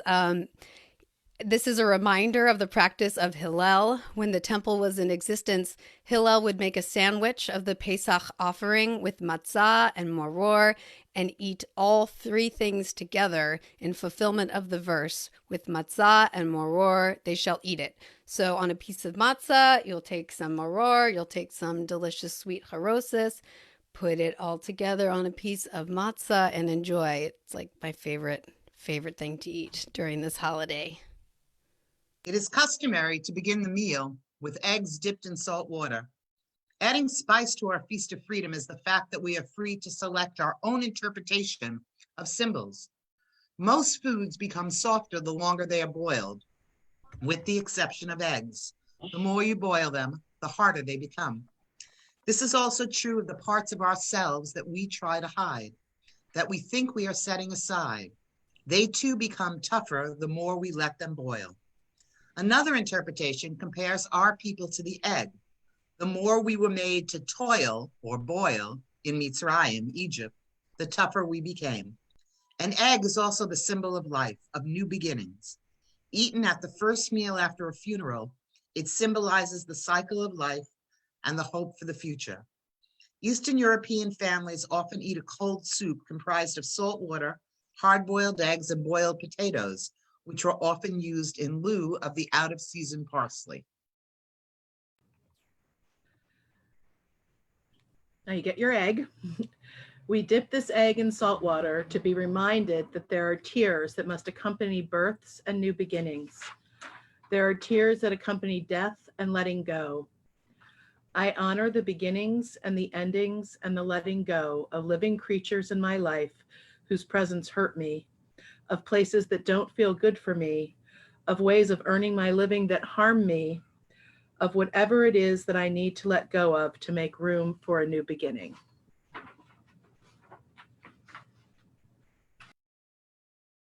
Dinner is served.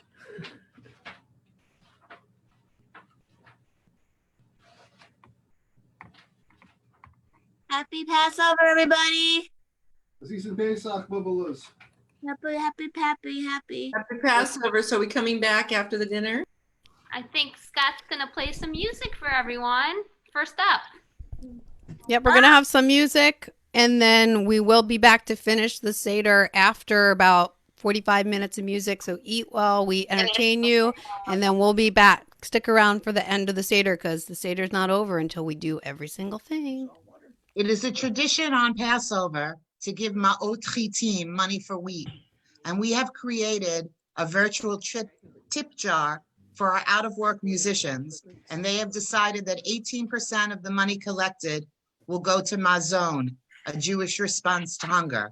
So paypal.me/Seder 2020. Support our out-of-work musicians who have been keeping us alive on Deadheadland every single day. So I'm going to turn it over to Lebo, and he'll explain what's going on now in 1 second. The Afi Coleman Challenge. If you can find something in your house that signifies not just the Grateful Dead, but Judaism, take a picture and email it to happycat@deadheadland.com. happycat@deadheadland.com. The 3 best ones will win a t-shirt. Lebo, take it over. Hey, everybody. Thanks so much for joining us today. This is so awesome. Big, huge thanks to Phil, of course, for coming and reading the story. That's like becoming like one of my most favorite traditions of Passover, is hearing that sweet baritone voice reading that story.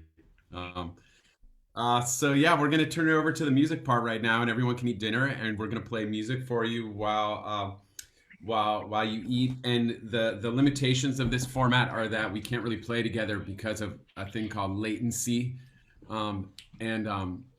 It turns out the difference between good and bad musical feel is in milliseconds. And being in this situation keeps us from doing that. But the beautiful thing is we can all play solo and bring you songs. So we're going to do that, and we're going to go one by one. There's a bunch of musicians on this right now.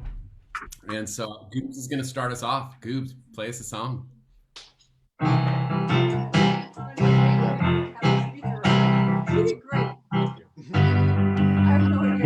Came riding up on a quasar. The spurs are jingling, the doors are ajar. His buckle was silver, his manner was bold. I asked him to come on in out of the cold. His brain was boiling, his brain was spent.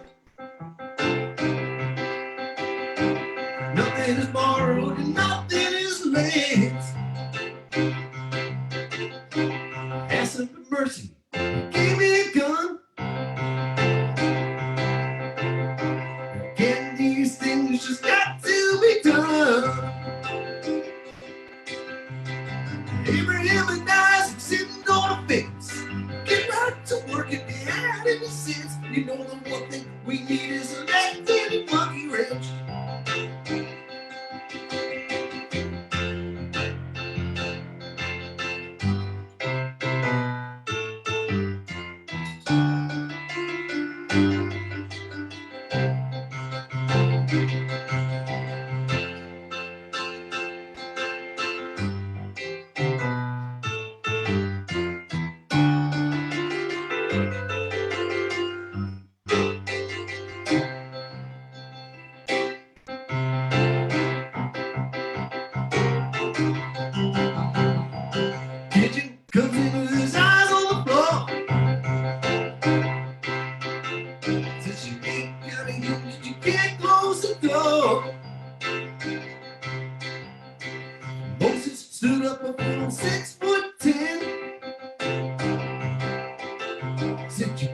closed the door when the walls came in.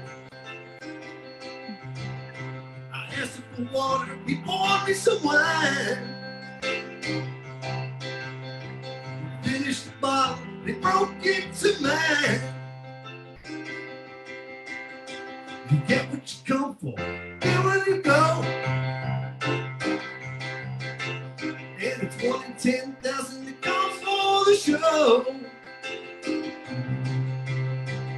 Abraham and Isaac digging on a well. I'll come quick with the water with smell. Clear water well, you can't ever tell.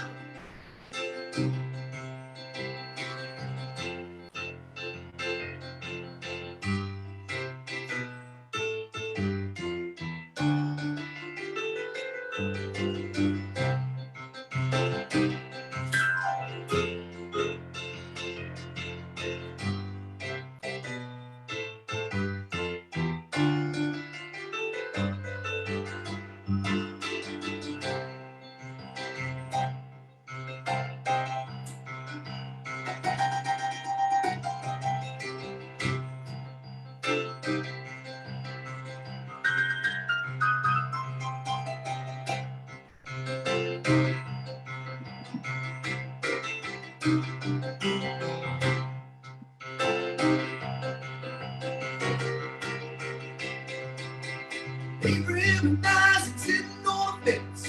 Get right to work if you had any sense. We know the one thing we need is a left-handed monkey wrench.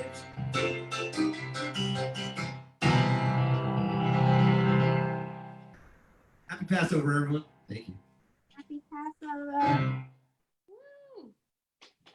All right, now we're gonna, Ross James couldn't be with us tonight, but he gave us a little video, and if I'm doing this right, we're gonna have a little message from Ross right now. Hey everybody, check them out. I hope everybody. Wait, hold on. Hi, Ross. One moment. I have to make sure that I'm using the right sound.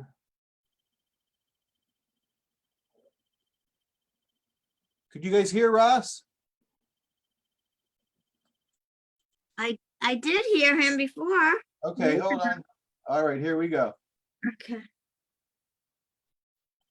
I couldn't. I'm sorry, my mistake. Hey everybody. Okay. I hope everybody's hanging in there as best they can right now, and look forward to everybody's doing and come together for some. It's real quiet. Pretty cool that we used to have this bit of technology right now to stay connected. So I'm playing one of my favorites. Oh, okay. Got a whole new meaning now because we're still going. Yay, Ross. Got a whole new meaning. Little piece of meaning now. Ross.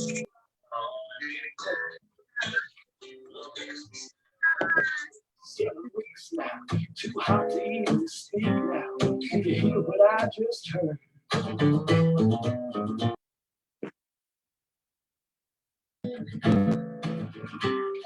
it could have been Weir. There seems to be a beat now. I can feel it in my feet now. Listen, here it comes again. There's a man down on the highway. They're high stepping through town. It's a rainbow full of sound. It's fireworks, calliope, and clowns. But we keep on dancing.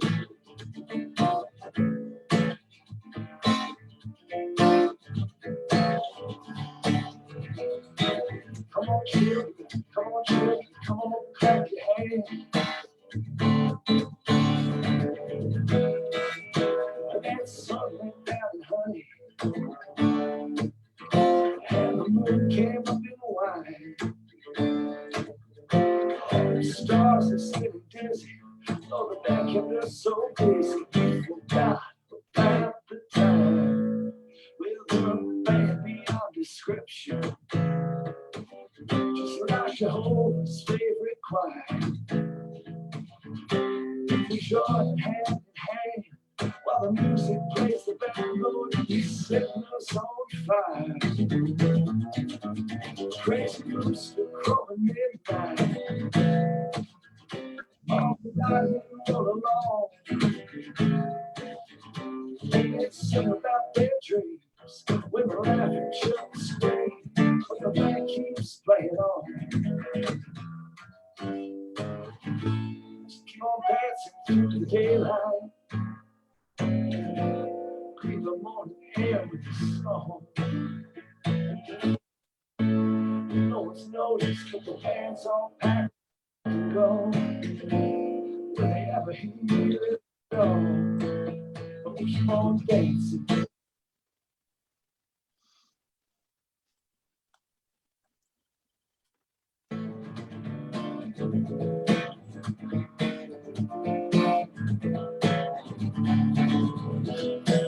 Come on, children, come on, clap your hands. That cool breeze came on Tuesday. The corns of buffalo cry. All the fields are full of dance, full of singing and romance.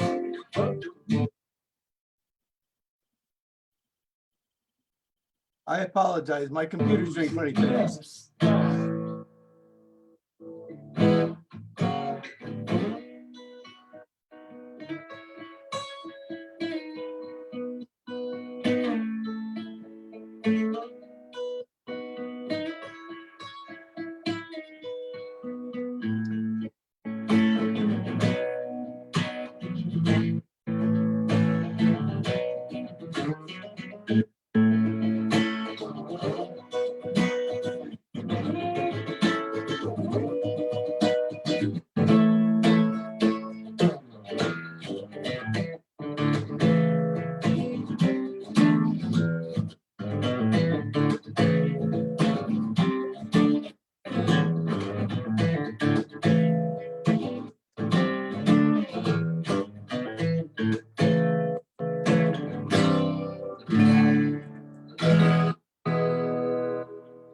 Happy Passover next year in Jerusalem.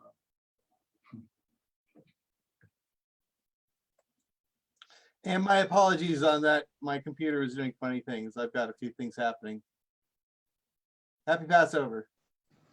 Okay, Lebo, who's next? Where is Rashap? Rashap's going to do something. You know, I should have said too before this started, as we do with this whole tradition of the music for this, we like to try to pick songs that all relate to the Passover story in some way. And I like how Ross picked that one because it doesn't matter if we're sheltered in place. It doesn't matter if the internet's being finicky. The music never stops. So we're gonna keep on doing it. So I think Rashap's up next. You ready, Rashap? Yep, I think so. Is that good? I got a thumbs up. Hi, everyone. Welcome to the internet. All right.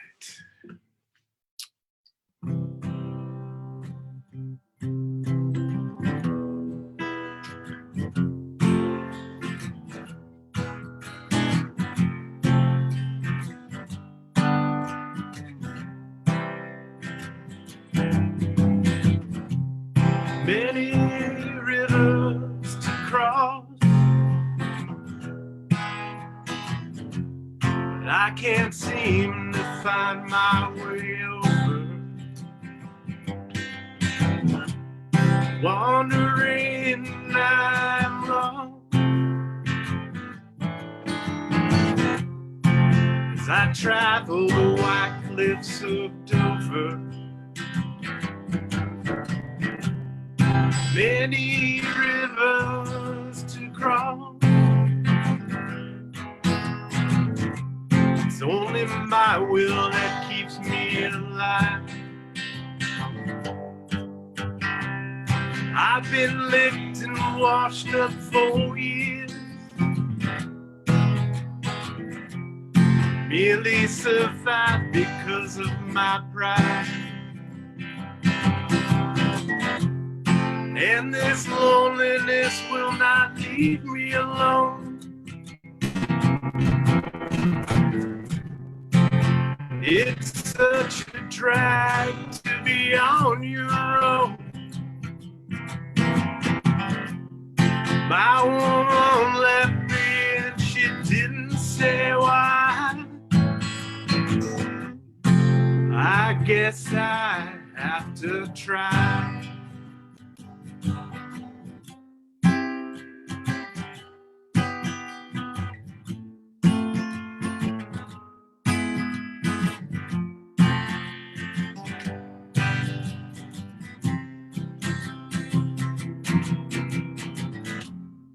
And this loneliness will not leave me alone. It's such a drag to be stuck at home. My woman left me and she didn't say why. Well, I guess I have to try.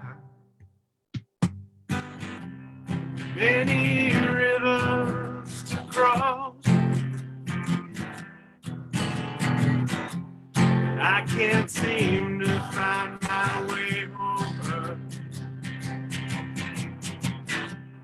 Many rivers to cross, merely survive because of my pride. Happy Passover. Thanks, Brian. That was awesome. That was really nice.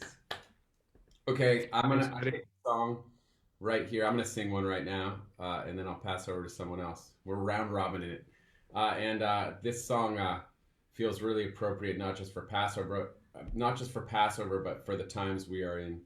And actually, I was realizing this was the first time I played a show over at Terrapin in the Great Room.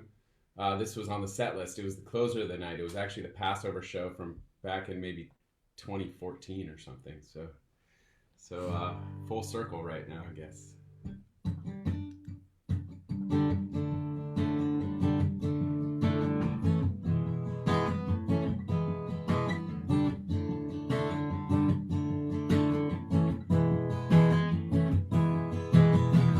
Must be getting early, clocks are running late. Paint by number, morning sky looks so phony. Dawn is breaking everywhere. Light a candle, curse a blade. Draw the curtains, I don't care, 'cause it's alright. I will get by. I will get by. Sing it again. I will get by. I will survive.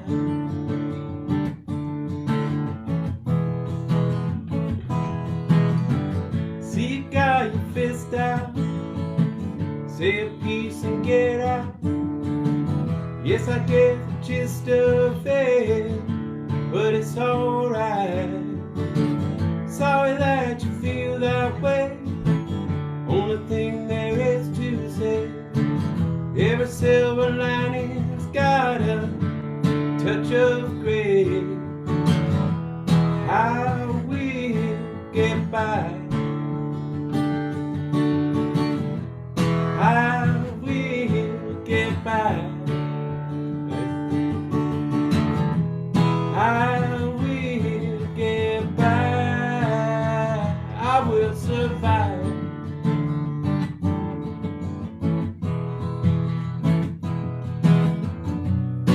It's a lesson to me.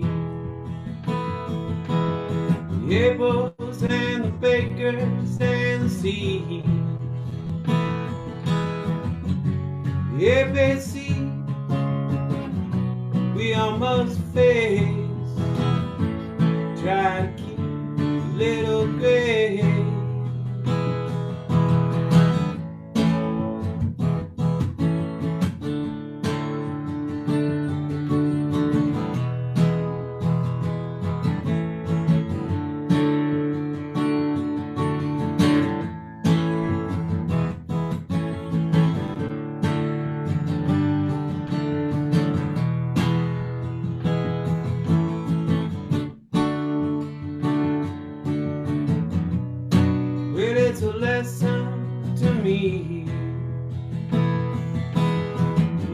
folks and the bakers and the sea. The ABC, we all must face and try to keep little gay. No, the brand is in arrears, dog is not fed in years. It's even worse than it appears, but it's alright. Cows giving kerosene, kid can reach 17. Words he knows are all obscene, but it's alright. I will get by. I will get by. I will get by. I will survive.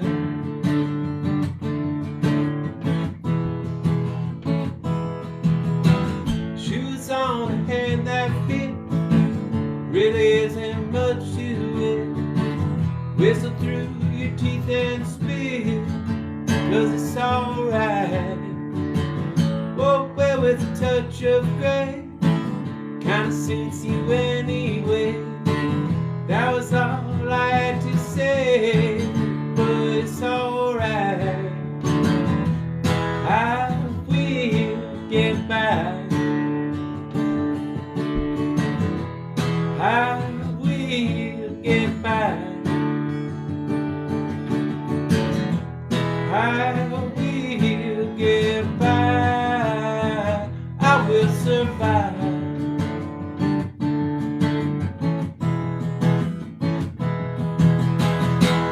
We will get by. We will get by. We will get by. We will survive.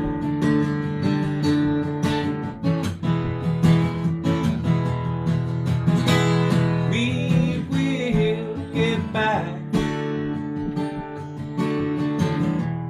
We will get by. We will get by. We will survive.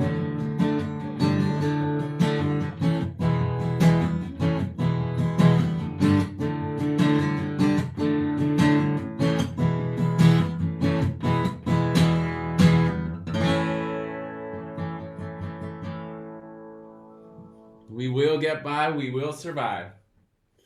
All right. I could see you guys singing along, some of you out there on your muted channels, and that was nice to see because I know we've all been reflecting about this a lot in Musicland, about the amazingness of being able to be with so many people and at the same time being like just in your room without people physically around you. So the smiles matter. Thanks, everybody. I think we're going to pass it over to Jordan right now. He's going to take us on a little river trip. You ready, Jordan? Hey everybody, so glad to be here with all of you. Definitely do not feel alone. So they leave it to me to do the sad song. This to me is maybe the most bittersweet song that the Dead do. And I encourage you all to sing along with me. I won't hear you, but still go for it.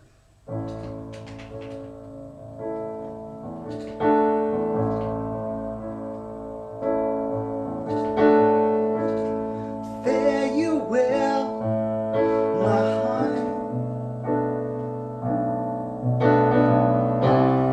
Fare you well, my only true home. All the birds that were singing are flown.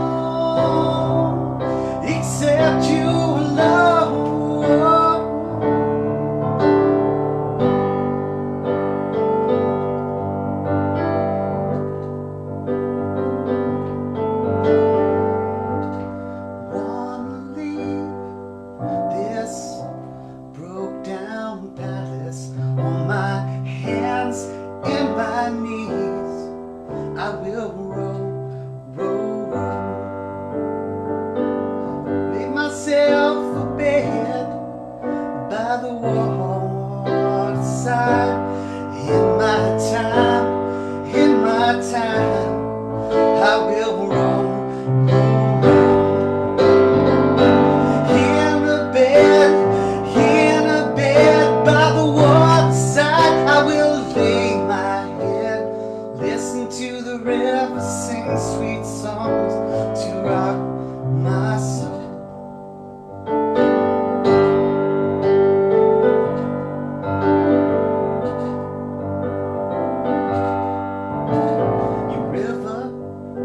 Take me, sing me sweet and sleepy. You sing me sweet and sleepy all the way back home. It's a far gone lullaby so many years ago. And mama, many worlds I've come since I first left home. Going home by the waterside, I will rest my bones, listen to the river, sing sweet songs to rock my soul.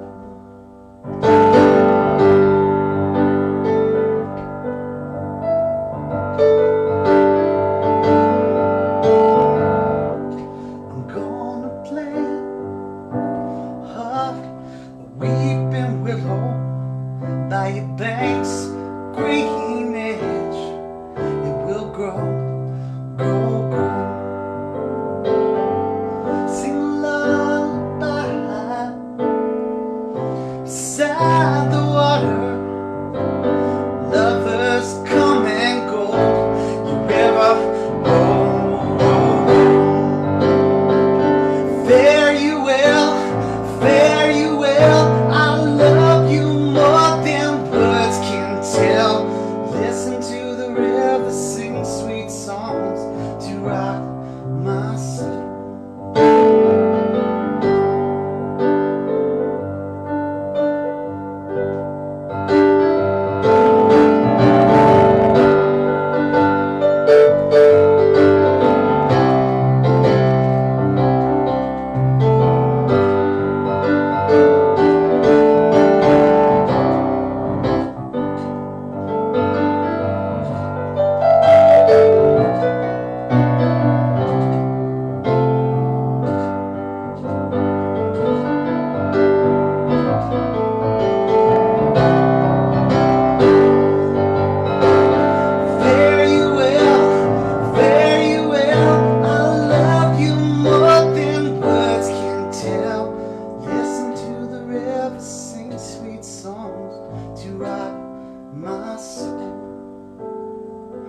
Listen to the river sing sweet song to rock my soul.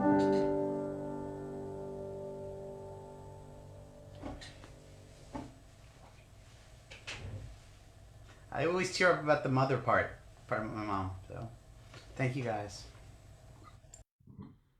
Awesome, Jordan. That was beautiful. Thank you. It's really nice. Is Scott Law around? Scott and Samson? Hey. Hey, there they are. I see you. Can you hear us okay? I can hear you well. It's great. Right. As far as Zoom settings goes, you sound great. So take it away, Scott Law and Samson. It's so great to be a part of this in any way, shape, or form. And this is just so great to see you all and just to be a part of it. So this is Samson Grisman, and we're living under the same roof here. And we have a friend of the Grismans wrote a tune here, and we're gonna do this tune by Andy Statman, and send him all of our best wishes. He's actually recovering from this plague at the moment, so we want to send a lot of helpful wishes to him. And this tune, which is called the Flatbush Waltz.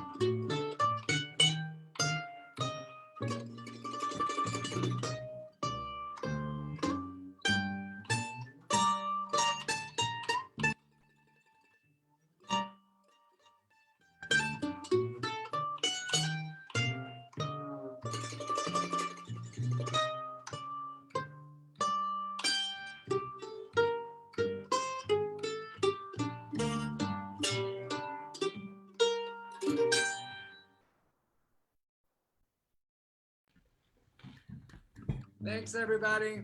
Happy Pesach. Yes, that was beautiful, Scott and Samson. Thanks. I don't know about everybody else, but we're sitting here eating our Passover meal, and I felt like we had some legit kind of klezmer tonalities to accompany the food. It was like, could have been more perfect. You guys sound so great. Thanks for doing that. I think we're going to turn it over next to Ezra Lip. Ezra probably has something he wants to say about the song he's going to do. So here you go, Ezra. Are you there? Hey everyone, how's it going? It's so nice to be here with y'all. And you know, if you're out there on Deadheadland, it's even cooler in the Zoom call here because we have all these familiar faces, about, I don't know, 40 people or so, and got the gallery view up, and everyone's singing along and dancing to each other's songs. So anyway, I'm just so glad to be part of this experience, and thanks to everyone. I made this happen, and of course, a big shout out to my wonderful mother, Wendy Garflip, for leading the charge once again. So anyway, I got a song that is seemed appropriate for Passover somewhat. It's a song about tragedy, narrowly averted. Not unlike the Passover story. Once upon a time there was an engineer, drove a locomotive both far and near, accompanied by a monkey who'd sit on the stool, watching everything the engineer would pull. One day the engineer wanted a bite to eat. He left the monkey sitting on that driver's seat. The monkey pulled the throttle, locomotive jumped the gun, and did 90 miles an hour down the main line run. The big locomotive right on time. The big locomotive coming down the line. The big locomotive number 99 left the engineer with a worried mind. The engineer got the dispatcher on the phone, told him all about his locomotive was gone. He said, get on the wire, switch operator to the right, cause the monkey's got the main line sewed up tight. The switch operator got the message on time, said there's a northbound living on that same main line. Open up the switch, gonna let him through the hole, cause the monkey's got the locomotive under control. The big locomotive right on time. The big locomotive number 99. The big locomotive 99. Well, he left the engineer with a worried mind. He left the engineer with a worried mind. Oh, he left the engineer with a worried mind.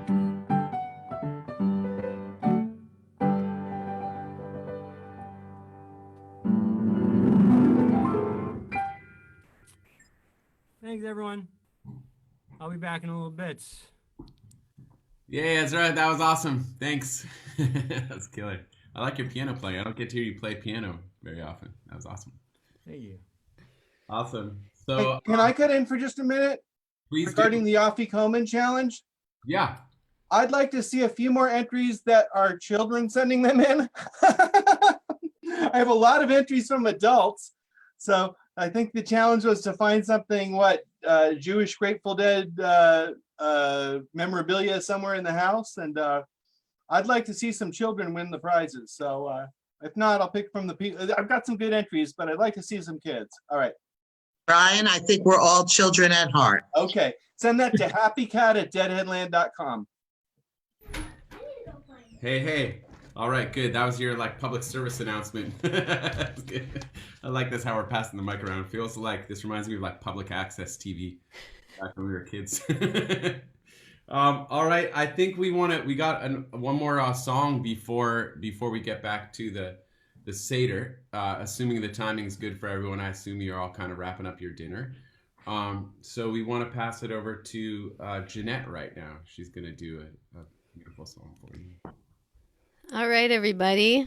I'm going to do a song that serves two purposes. Not only is it a wonderful song that I think probably everybody knows, written by a beloved Jewish musician, poet, Leonard Cohen.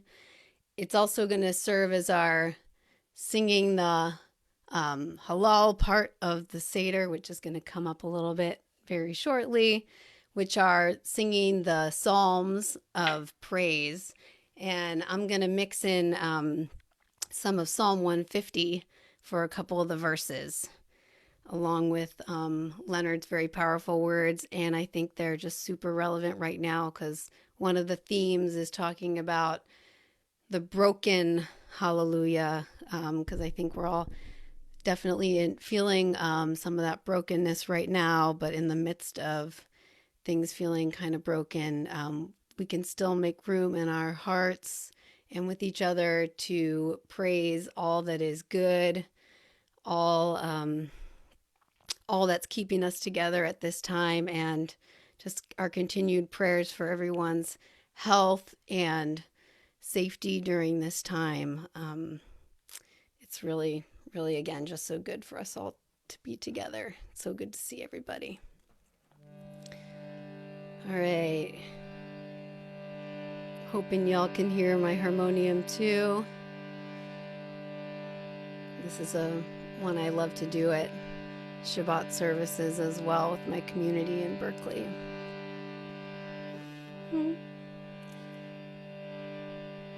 I heard there was a secret chord David played and it pleased the Lord, but you don't really care for music, do ya?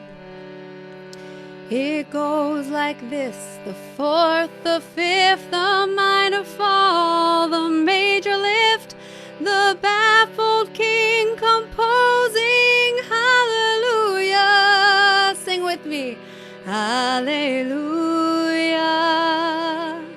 hallelujah,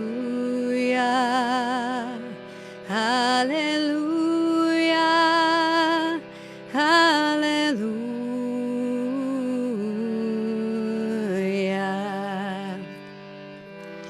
All right, here's some Psalm 150 for you.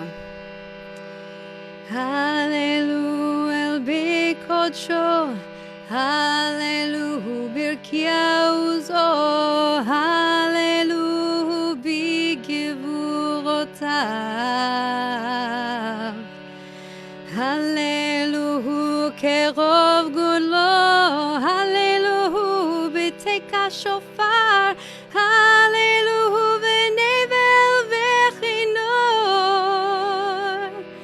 Hallelujah, hallelujah, hallelujah, hallelujah.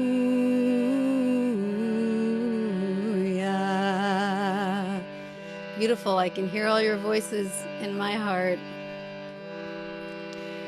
Hallelujah, betofum mechol, Hallelujah, bemenim ugav, Hallelujah, betzilz leshama,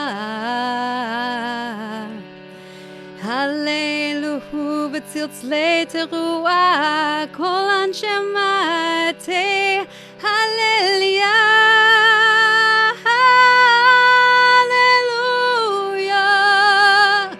Hallelujah, hallelujah, hallelujah, hallelujah.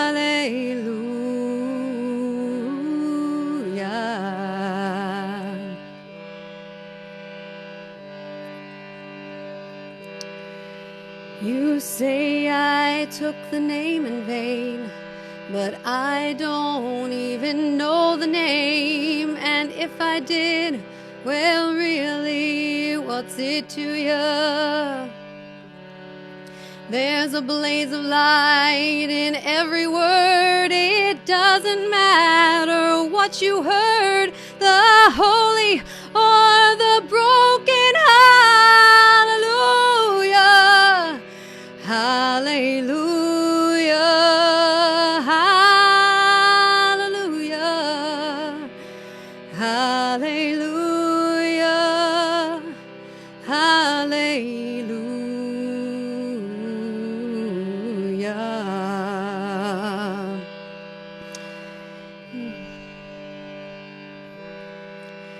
I did my best it wasn't much. I couldn't feel, so I tried to touch. I told the truth, I didn't come to fool ya. No, no.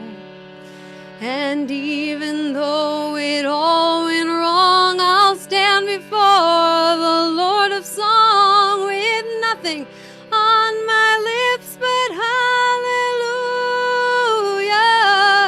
hallelujah, hallelujah, hallelujah, hallelujah,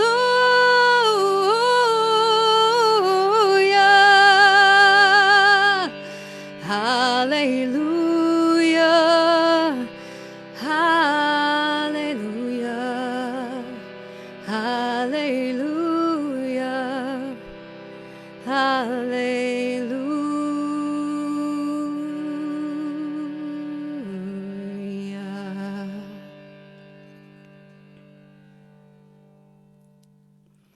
That Thanks, was guys. just beautiful, Jeanette. Fabulous. Thank you all to all our musicians, and they'll be back with us as soon as we finish the Seder. We have a few more minutes, including a rousing chorus of Chad Gadya. So if you'll turn to page 27, Cheryl and Goobs and Jordan and Ellen will lead us in the grace after the meals.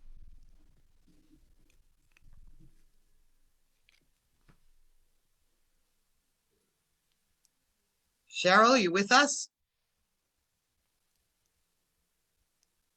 Okay, Jeanette, do the first one. Oh, good. I'm still unmuted, so I can do it.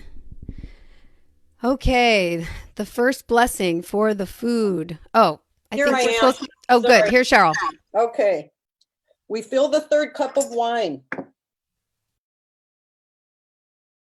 Cheryl, we're on page 27 for the grace Yeah. after meals. Yep. Okay. We fill the third cup of wine. We offer 4 blessings of thanks after we eat. The first blessing is for the food. Baruch atah Adonai Hazan et Hakol. We're thankful to you, source of the universe, who nourishes the whole world. May we never be in want of food, and may we always work to provide food for all. Thanks be to you, Adonai, who gives us the ability to feed all. The blessing. Good Jewish mother. And the fourth blessing. Mhm. Boobs. Scott and Dana.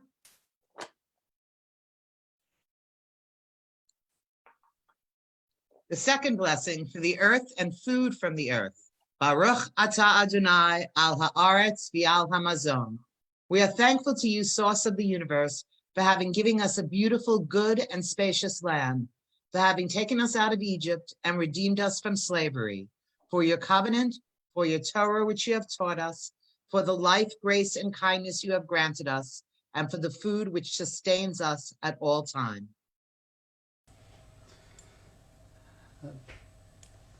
Okay.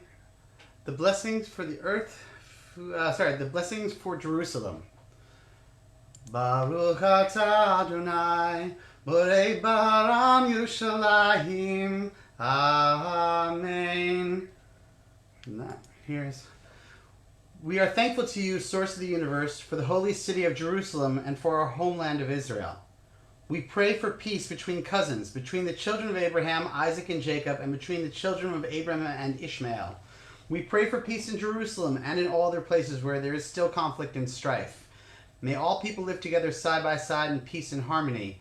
Thank you for the moments of mercy when you build and rebuild, both the geographic Jerusalem as well as the Jerusalems of the Spirit, the sacred spaces. The fourth blessing is the blessing for loving kindness. We are thankful to you, source of the universe, for bringing us the light of goodness and mercy, the blessing of music and dance, comfort and support, life and peace. May we be grateful and worthy of all your blessings. And we fill our cup and we go to Brian for the Kiddush on the third cup of wine. Brian, you with us? I am with you. Hi, everybody. All right, I was just looking at all these great Afikoman pictures, and this is really fun. All right, so get your cup. If it's empty, may it be filled again. All right, is everybody ready? I'm going to look it up, even though I know it by heart. All right. Baruch atah Adonai Eloheinu melech haolam borei peri hagafen.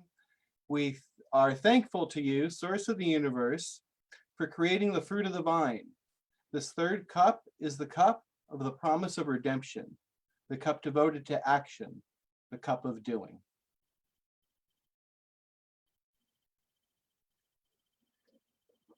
Amen. Keep those pictures coming. And we toss to Jay. When his days on earth had run their tumultuous course, the prophet Elijah was ascended to heaven in a chariot of fire.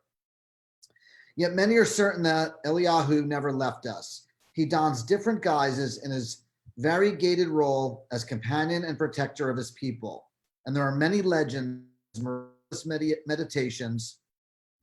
mediation on behalf of the poor and persecuted. But his most important mission is yet to be accomplished, for he is to be the herald of the messianic era, but his return and the dawn of this truly new age are thought to be dependent on people's actions, on the way we treat ourselves, each other, all living creatures, and the earth. For it is only when people have reached a high level of humanity, when we practice loving kindness in all facets of their lives, the possibility of the messianic era can become a reality. Certainly, this is a night of openness as we open our minds to new understanding, new revelations, and new possibilities for growth. And this is what we practice at Terrapin Crossroads every time we come together there, and we all can't wait till we get to come back and do it again. Amen, amen, Jay. Jeanette, All we'll right. now go to open the door for Elijah, and Jeanette will lead us in the. Please, yes, if you have a door to open for Elijah, now is the time to welcome him in. And we're going to please sing at home, sing along with me this beautiful song, Eliyahu Hanavi, which I think many of us know and love. Eliyahu Hanavi, Eliyahu Hatishbi, Eliyahu, Eliyahu, Eliyahu Hagiladi, Bimhera beyamenu, Yavo Eleinu, Mashiach ben David, Mashiach ben David. And Lebo. Okay, I'm going to read this about Anne Frank. Probably the best person to offer something on perspective that the world has known. It's really a wonder that I haven't dropped all my ideals, because they seem so absurd and impossible to carry out. Yet I keep them because in spite of everything, I still believe that people are really good at heart. I simply can't build my hopes on a foundation consisting of confusion, misery, and death. I see the world gradually being turned into a wilderness. I hear the ever-approaching thunder, which will destroy us too. I can feel the sufferings of millions, and yet, if I look up into the heavens, I think it will come out all right, that the cruelty too will end, and that peace and tranquility will return again. In the meantime, I must uphold my ideals, for perhaps the time will come when I shall be able to carry them out. That's from Anne Frank's diary, Amsterdam, 1944. Couldn't be more poignant words. Indeed, so true. And to think, I mean, we have our experience of sheltering in place, but Anne Frank and her family were in a very small space for 2 years, maybe even 3 years, where going out was not an option at all. What we're experiencing now is not even close to what it would be like to actually be confined to our homes in that kind of danger. So beautiful to bring her into this occasion. We're going to do the halal section now, which is on page 29. And like I said before, my hallelujah was partly to fulfill this part of the Seder. Hallel, from the root word to praise, is simply that. A series of prayers in the praise of Adonai for all Adonai has done for us. Prayer is meant to be a meditative act, not an asking act. Our prayers remind us that we are part of something greater than ourselves, reinforcing our links to our community. Prayer is primarily communal, not solitary.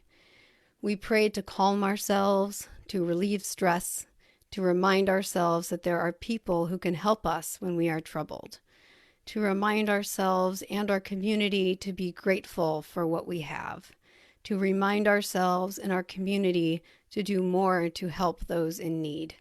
Throughout the Haggadah, we are reminded of how fortunate we are. We were slaves, and now we are free, but others are still in bondage. We were hungry, and now we have more than enough, but others are still starving. We had little to be thankful for before, and now we are prosperous, but others are still suffering. So we recite prayers praising God as we conclude the Seder.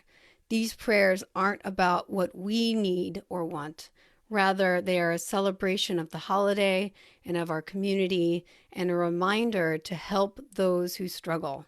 They remind us of who we are and where we come from and how much harder we need to work to live up to our highest ideals.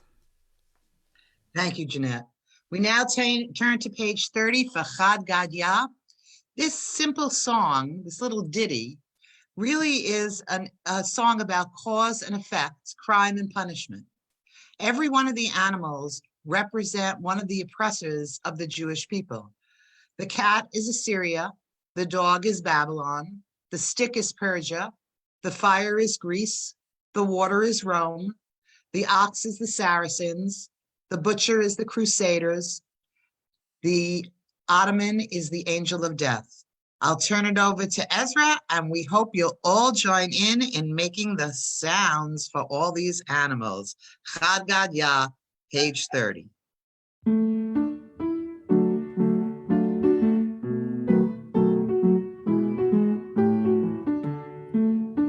So this song is called Chad Gadya, and it's a true story about a goat that my father bought for 2 zuzim. And if you're wondering how much 2 zuzim is, well, it's about twice as much as one zuzim. But anyway, the goat's not named Chad Gadya. It's just the name of the song. So anyway, I thought we'd sing the song about Chad Gadya. It goes like this. Chad Gadya, Chad Gadya, my father bought a Chad Gadya. Chad Gadya, Chad Gadya, he should have never bought that Chad Gadya. When it comes to buying goats, he doesn't know how to choose them. He shouldn't have ever parted with those 2 zuzim. Chad Gadya, Chad Gadya, my father bought a Chad Gadya. Then came a cat and ate the kid that my father bought for 2 zuzim. Chad Gadya, Chad Gadya. Then came a dog and bit the cat that ate the Chad Gadya that my father bought for 2 zuzim. Chad Gadya, Chad Gadya. Then came a stick and beat the dog that bit the cat that ate the Chad that my father bought for 2 zuzim. Chad Gadya, Chad Gadya. Then came a fire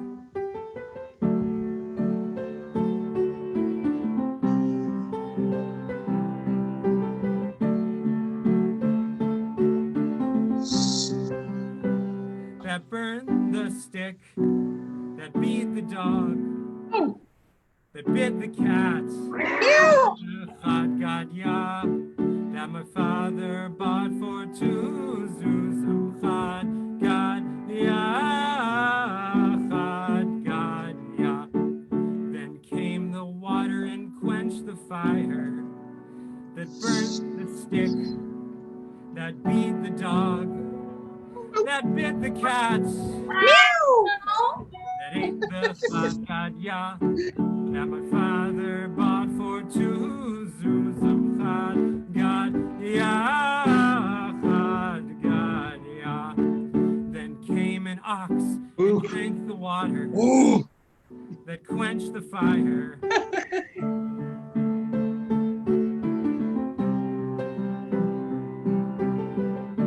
That burned the stick, that beat the dog,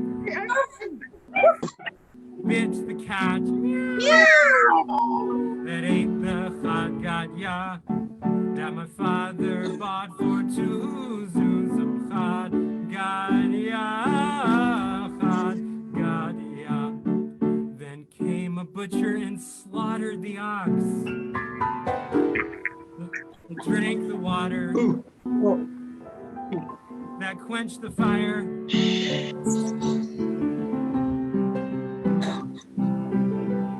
That burnt the stick, that beat the dog, the cat, ate the chad gadya, that my father bought for 2 zuzim. Chad gadya, chad gadya. Then came the angel of death, who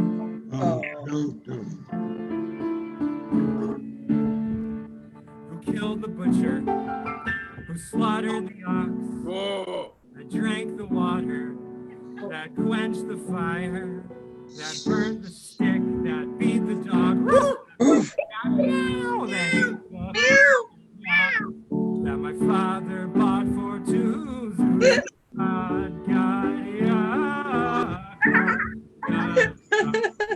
Then came the Holy One,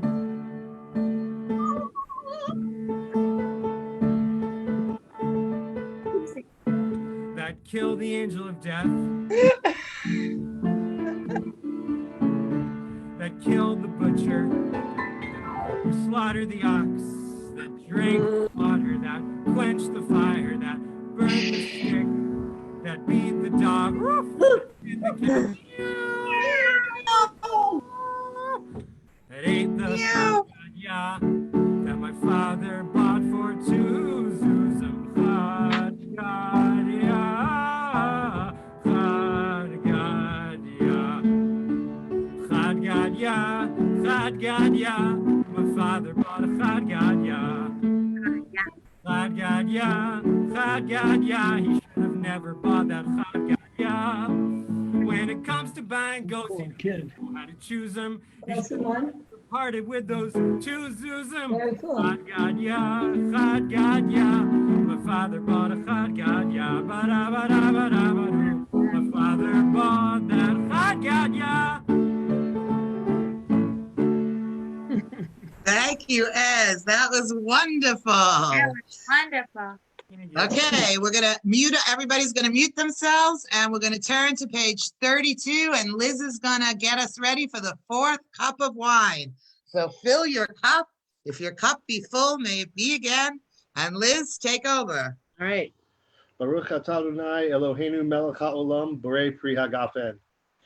We are thankful to you, source of the universe, for creating the fruit of the vine. This is the 4th cup, the cup devoted to letting go and trusting.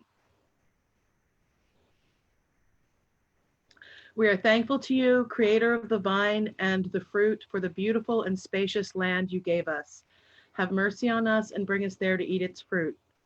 Grant us happiness on this feast of Mazat. Blessed are you, source of nature, for the land and for the fruit of the vine. Amen. Amen. Thank you. Concluded is our Pesach Seder, finished down to the last detail, with all its laws and customs and music and song and wine. You have led our journey out of the Mitzrayims of the soul in which we find ourselves, and into the Jerusalem of the soul, a place of beauty, abundance, openness, grace, justice, and peace. Support our nation, countless in numbers, and bring us back to that place of joy. L'shana haba'ah b'Yerushalayim. Next year in the Jerusalem of your soul. And Jay will finish us off.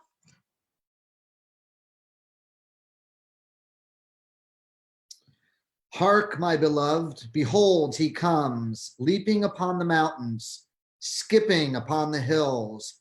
My beloved is like a gazelle or a young hart. My beloved spoke and said to me, rise up, my love, my fair one, and come away. For now, the winter is past, the rain is over and gone. The flowers appear on the earth. The time of singing has come, and the voice of the terrapin is heard in our land. The fig tree puts forth her green figs, and the vines in blossom give forth their fragrance. Arise, my love, my fair one, and come away.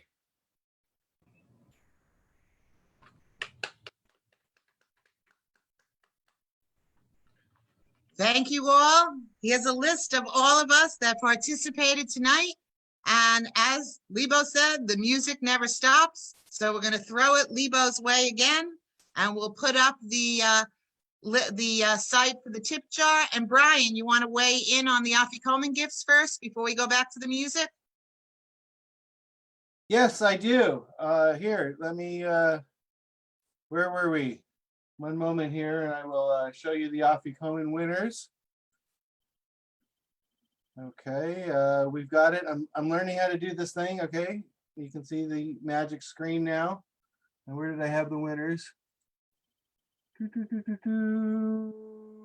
There. Da, da, da, da, da. Any minute now, you'll see it in the big screen. I wasn't queued up for the moment. There we go.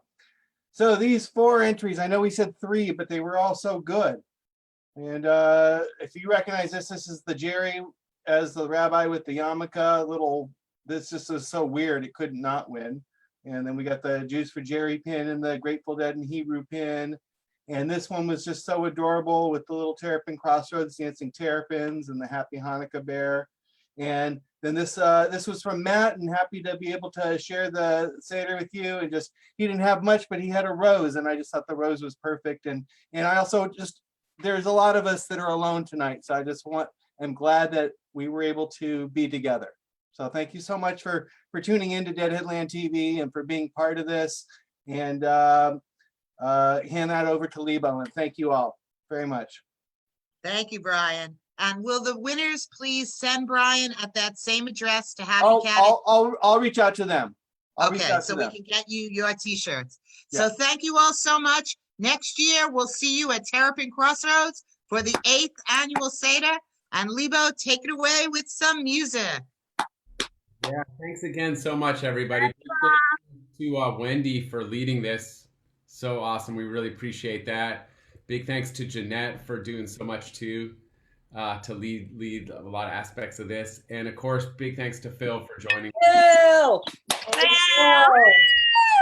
L'chaim, Phil. Phil. Love you, Phil. Thank you. Thank you, Phil. Thank you, Phil. Our favorite mensch. Yeah. That's Phil Reed. So, yeah, Phil, you got anything else? Does Phil want to say anything else? I think he left the building. All right. All right. Cool. Well, here we go. He's still there. Lesh has left the building. No, he has. He is? Yeah, he's right there. I see him. Yeah, he's right there. But I'm sorry, Phil. I don't see you. I don't see put him back on the screen. screen. Very much for allowing me to be part of this. It really means a lot. Love you, Phil. Miss you so much. Love you guys. Miss you. It means the world to see you, Phil. To see you healthy and safe. Love you all. Miss you guys. Stay safe, everyone. Yeah. Next year at Terrapin Crossroads. So much. God, you got a little booger right there. You got a little boogie. What? How you, Guberman? Law, right there. Okay, other side. Yep. No. Okay, let's have some music. All right, we're gonna go out with some music, and to all of my Love music you friends guys. who are Thank you, everybody. Wait, can we just say something? Wendy, Jeanette, Lebo, what a gift you've given our community. Thank you for everyone that's participated. Thank you for making this happen. Thank you. Hey, you know, one other name that deserves huge mention here too is happycat, Brian Markovitz. Yes, Brian. Brian. Brian, I'm so proud of you. You've created a universe where we all can join in. So thank you, thank you, thank you. And thank you. Love you, Brian. So we're gonna go You're out. very welcome. with more Thank songs. you.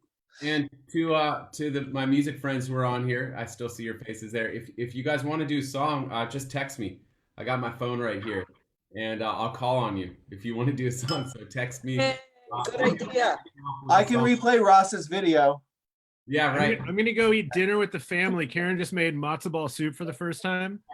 All right. Yeah, Nice. teaching her. Love you guys. I'll see you later. Love to Brian. Karen and the boys. Love to you all. Can't see you. I'm just kidding. I don't All right, know. here's a song that I was just thinking about after doing that Anne Frank reading. It's a song actually I wrote a while back after being in the Anne Frank house in Amsterdam. And the thing that really took me with that, which was the same with the reading that we just did, was the power of perspective. You know, like no matter how hard things get, it's like perspective is really what can carry you through. And she really was a master of that, and amazing at such a young age, right? Like as a teenager, she had a grasp on perspective, like, you know, the wisest sages barely have. So that's what this song's about.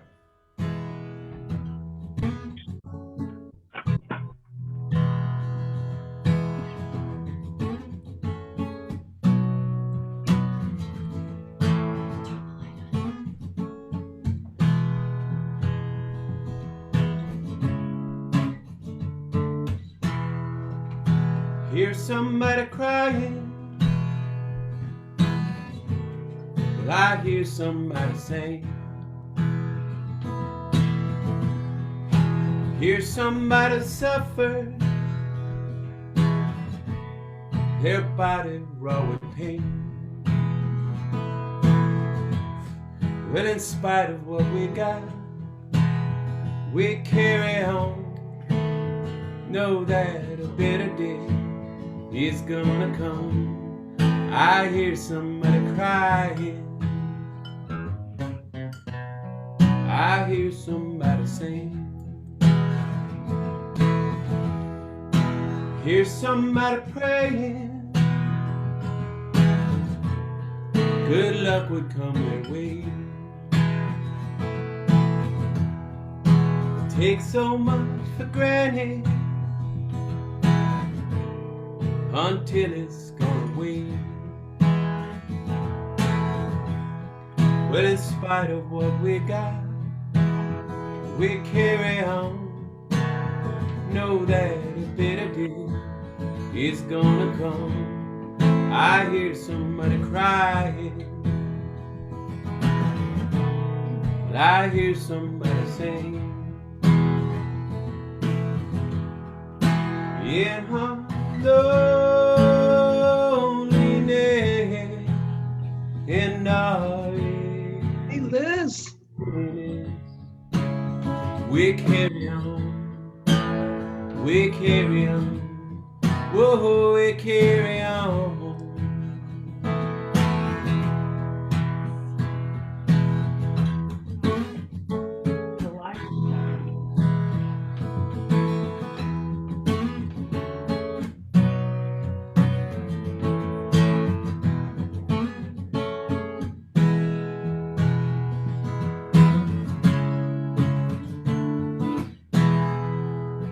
Here's somebody losing a life they cannot claim. Heart forlorn and longing. It's a journey just the same. Well, in spite of what we got, we carry on. Know that a better day is gonna come. I hear somebody crying. I hear somebody sing. In her loneliness and darling emptiness. In her loneliness and darling emptiness. In her loneliness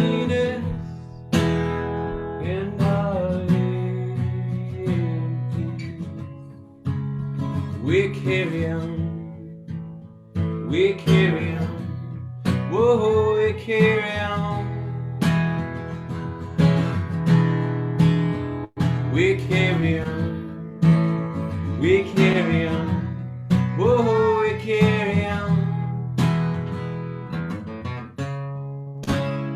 We carry on. We carry on. Whoa, we carry on.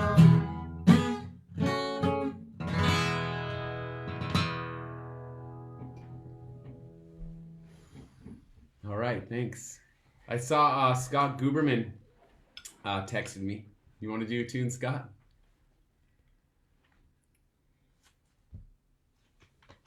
He's there. He's muted still, though. There we go. Hi. That was great, Lebo. Awesome tune. Thanks.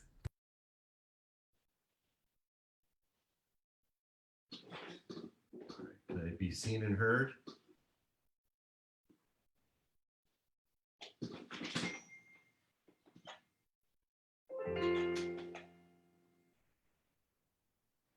This is a song of mine that I wrote a while back.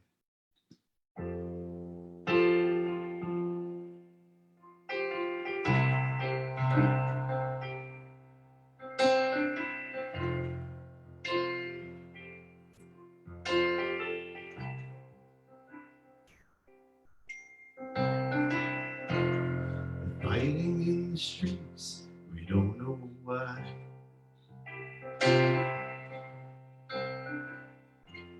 I'll tell you something that ain't no lie. If we get together and share the light,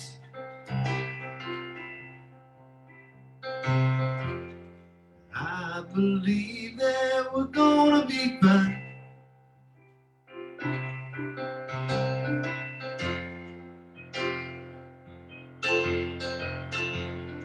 These days it feels like the world is broken. We can fix it while we still have time. Though you're feeling some strong emotions, I do believe that we'll be just fine.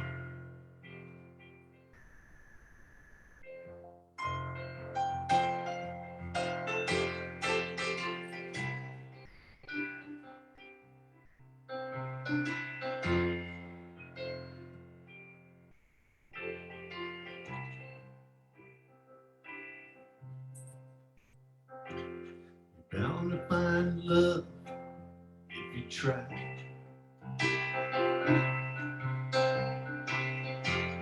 Shine so bright, you got to cover your eyes.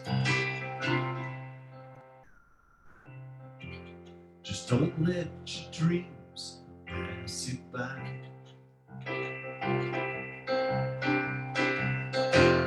And I believe that we're gonna be fine.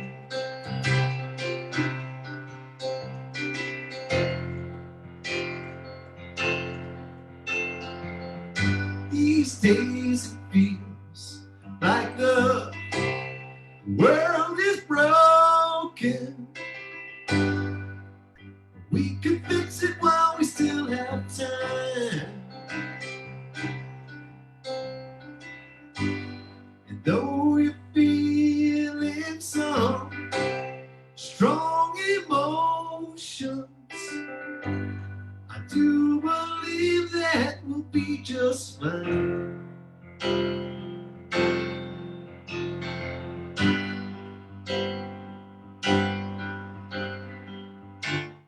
There's a place we could call our own.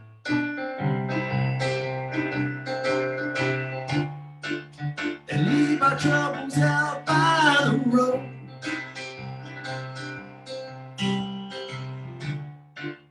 We used to talk about it long ago.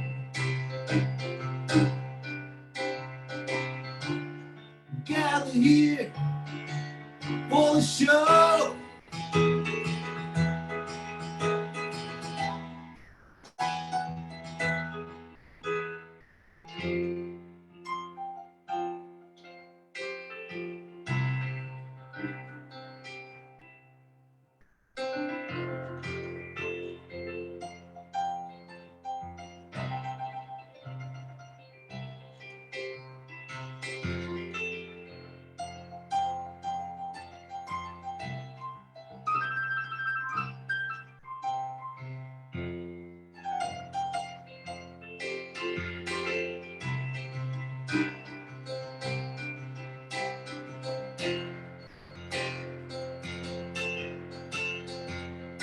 These days it feels like the world is broken.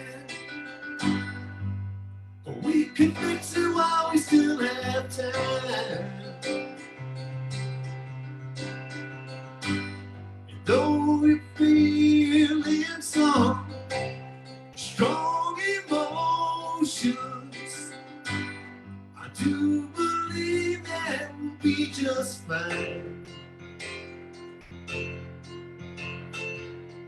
These days it feels like the world is broken. We can fix it while we still have time. And though you're feeling some strong emotions, I do believe that we'll be just fine.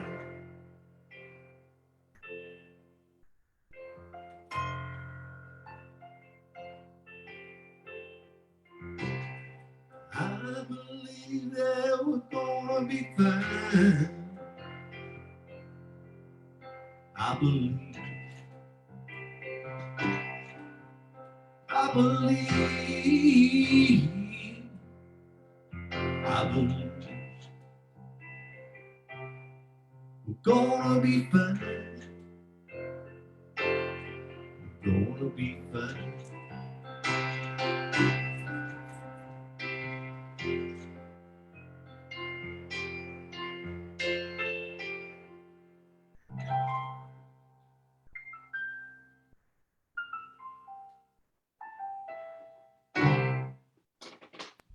Thank you, guys. Awesome, Scott. Thanks for doing that. That was really Yeah. nice. Thank you for everything, Lebo. Thanks for all you guys for being here, and thanks everybody for putting this together and including me in it. Yeah. Wouldn't be the same without you, man. I think Jeanette's going to do a tune right now, which maybe has some good relevance to the times. Yes, indeed. I'm going to do one of my favorite songs. I know this is a very beloved song, and tragically, the person who wrote this song just passed away from COVID-19, John Prine, which is a terrible loss for the music world, for our country, for the whole world. I'm going to do Angel from Montgomery, and surely he is an angel looking down on all of us at this time, and just gratitude for his life and for his contributions, and for all the ways that his music has touched people's lives near and far.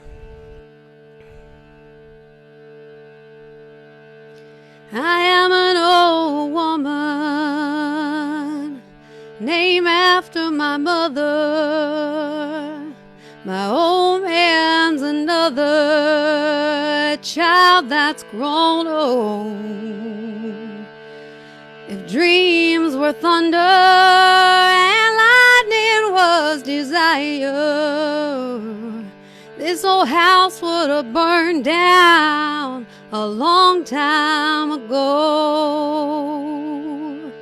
Make me an angel that flies from Montgomery.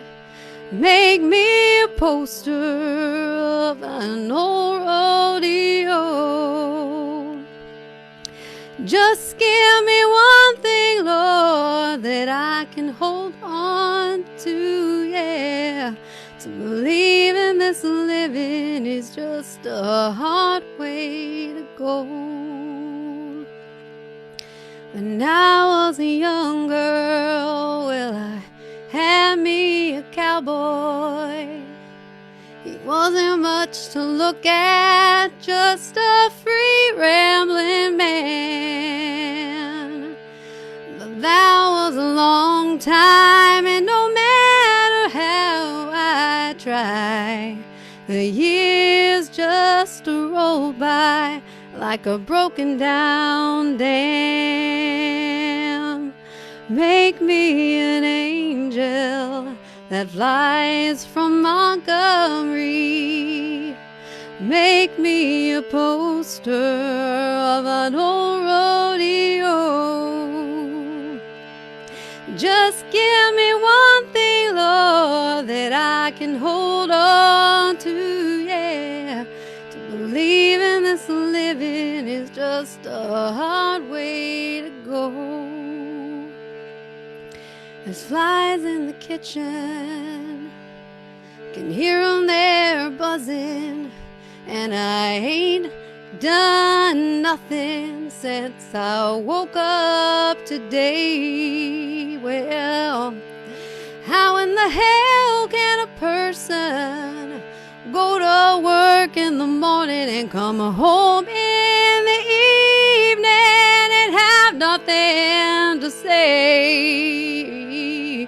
Make me an angel that flies from Montgomery. Make me a poster of an old rodeo. Just give me one thing, Lord, that I can hold on to, yeah. To believe in this living is just a hard way to go. Make me an angel that flies from Montgomery. Make me a poster of an old rodeo, yeah. Just give me one thing, Lord, that I can hold on to, yeah. To believe in this living is just a hard way to go. To believe in this living is just a hard way to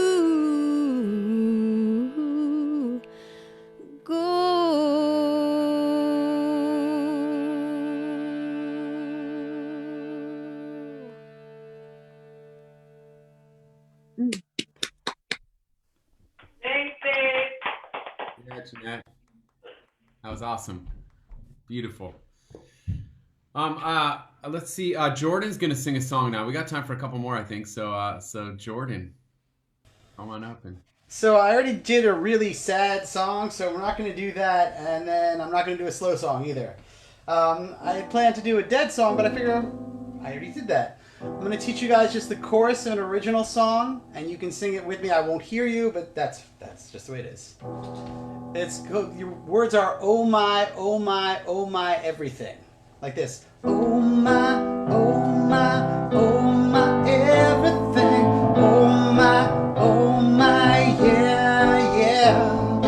Oh my, everything. Oh my, yeah, yeah. That's your whole part. Only like 4 words. So yeah.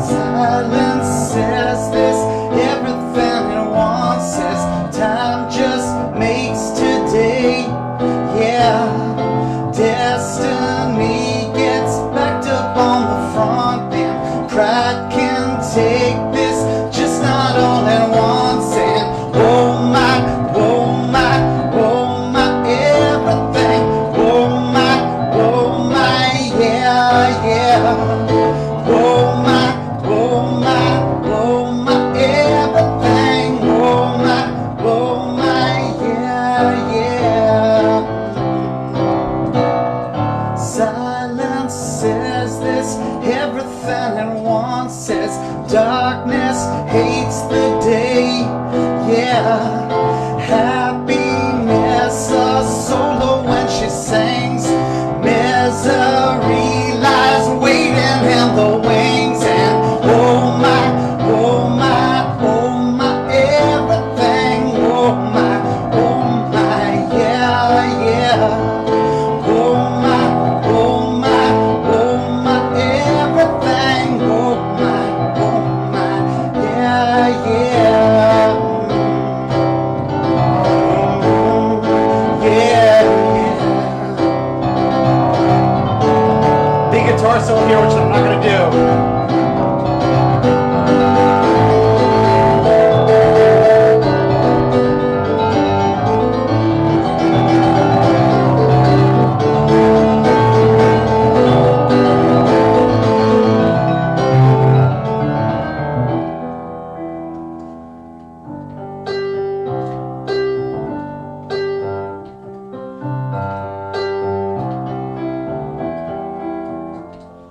Silence says this, everything it wants is all this fades away.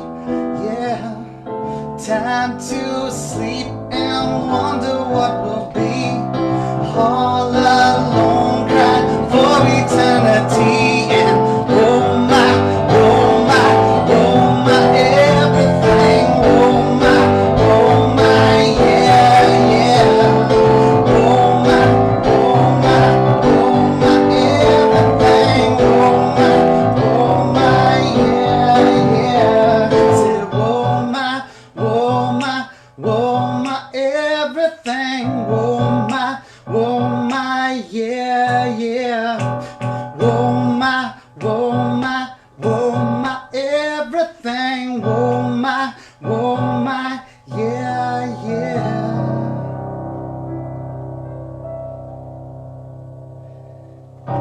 Yay. Thank you. Whew. I gotta get ready for my stream. I'll be on Deadheadland in a few hours at like 9 o'clock. I won't be playing that one because I just did. So, Lebo, Jeanette, Wendy, everyone, Phil, thank you guys so much. That was fantastic. So, Thanks, Jordan. Thanks, Jordan. Right on, Yeah, man. thanks. That was awesome. I think we got time for one more song here. Scott and Samson are going to take it away with an ever related song right here. I think this one they picked couldn't be more perfect to send us off on it. So thanks everyone for joining, and take it away, Scott and Samson. All right. Thanks, everybody.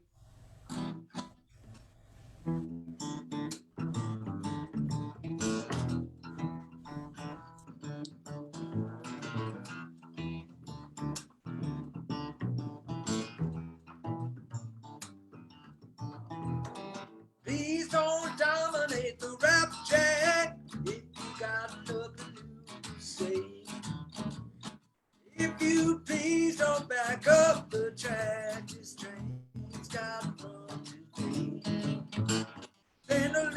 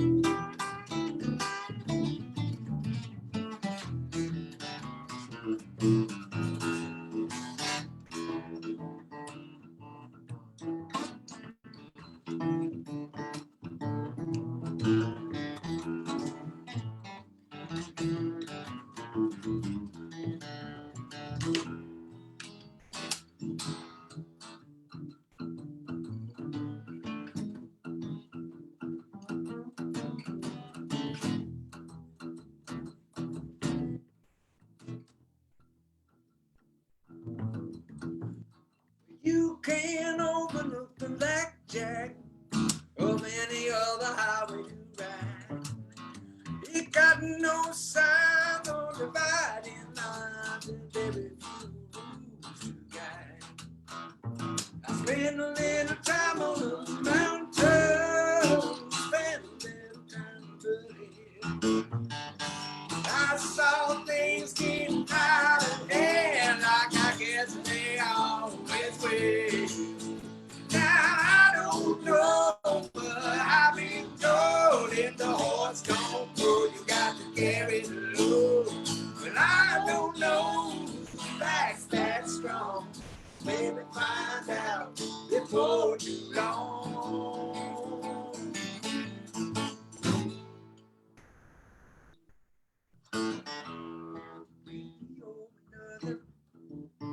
One way or another, one way or another, this darkness got to give.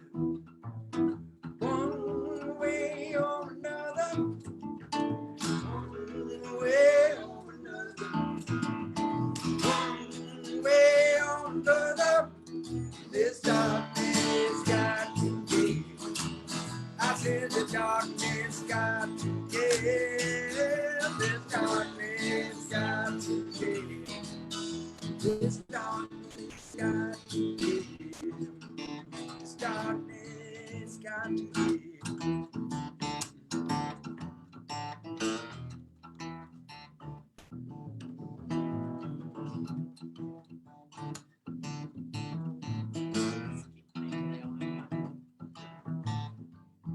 One way or another, one way or another, one way or another.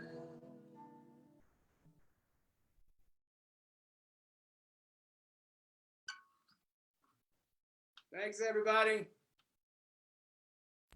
That was awesome. Thanks, everybody. Happy Thanks, Passover. everyone. Happy Pesach. Yeah. Thank you, Wendy. Everybody. Thanks, everyone. This is great. Hug Sameach. Good job, Wendy and everybody. Tonight. Thank you, everyone. Night. Love you. Thank you. Good night. Thank Good you. night, Love you. Good night. Everybody stay safe. Thank you all. Thank you all. Stay healthy. Take good care, everyone.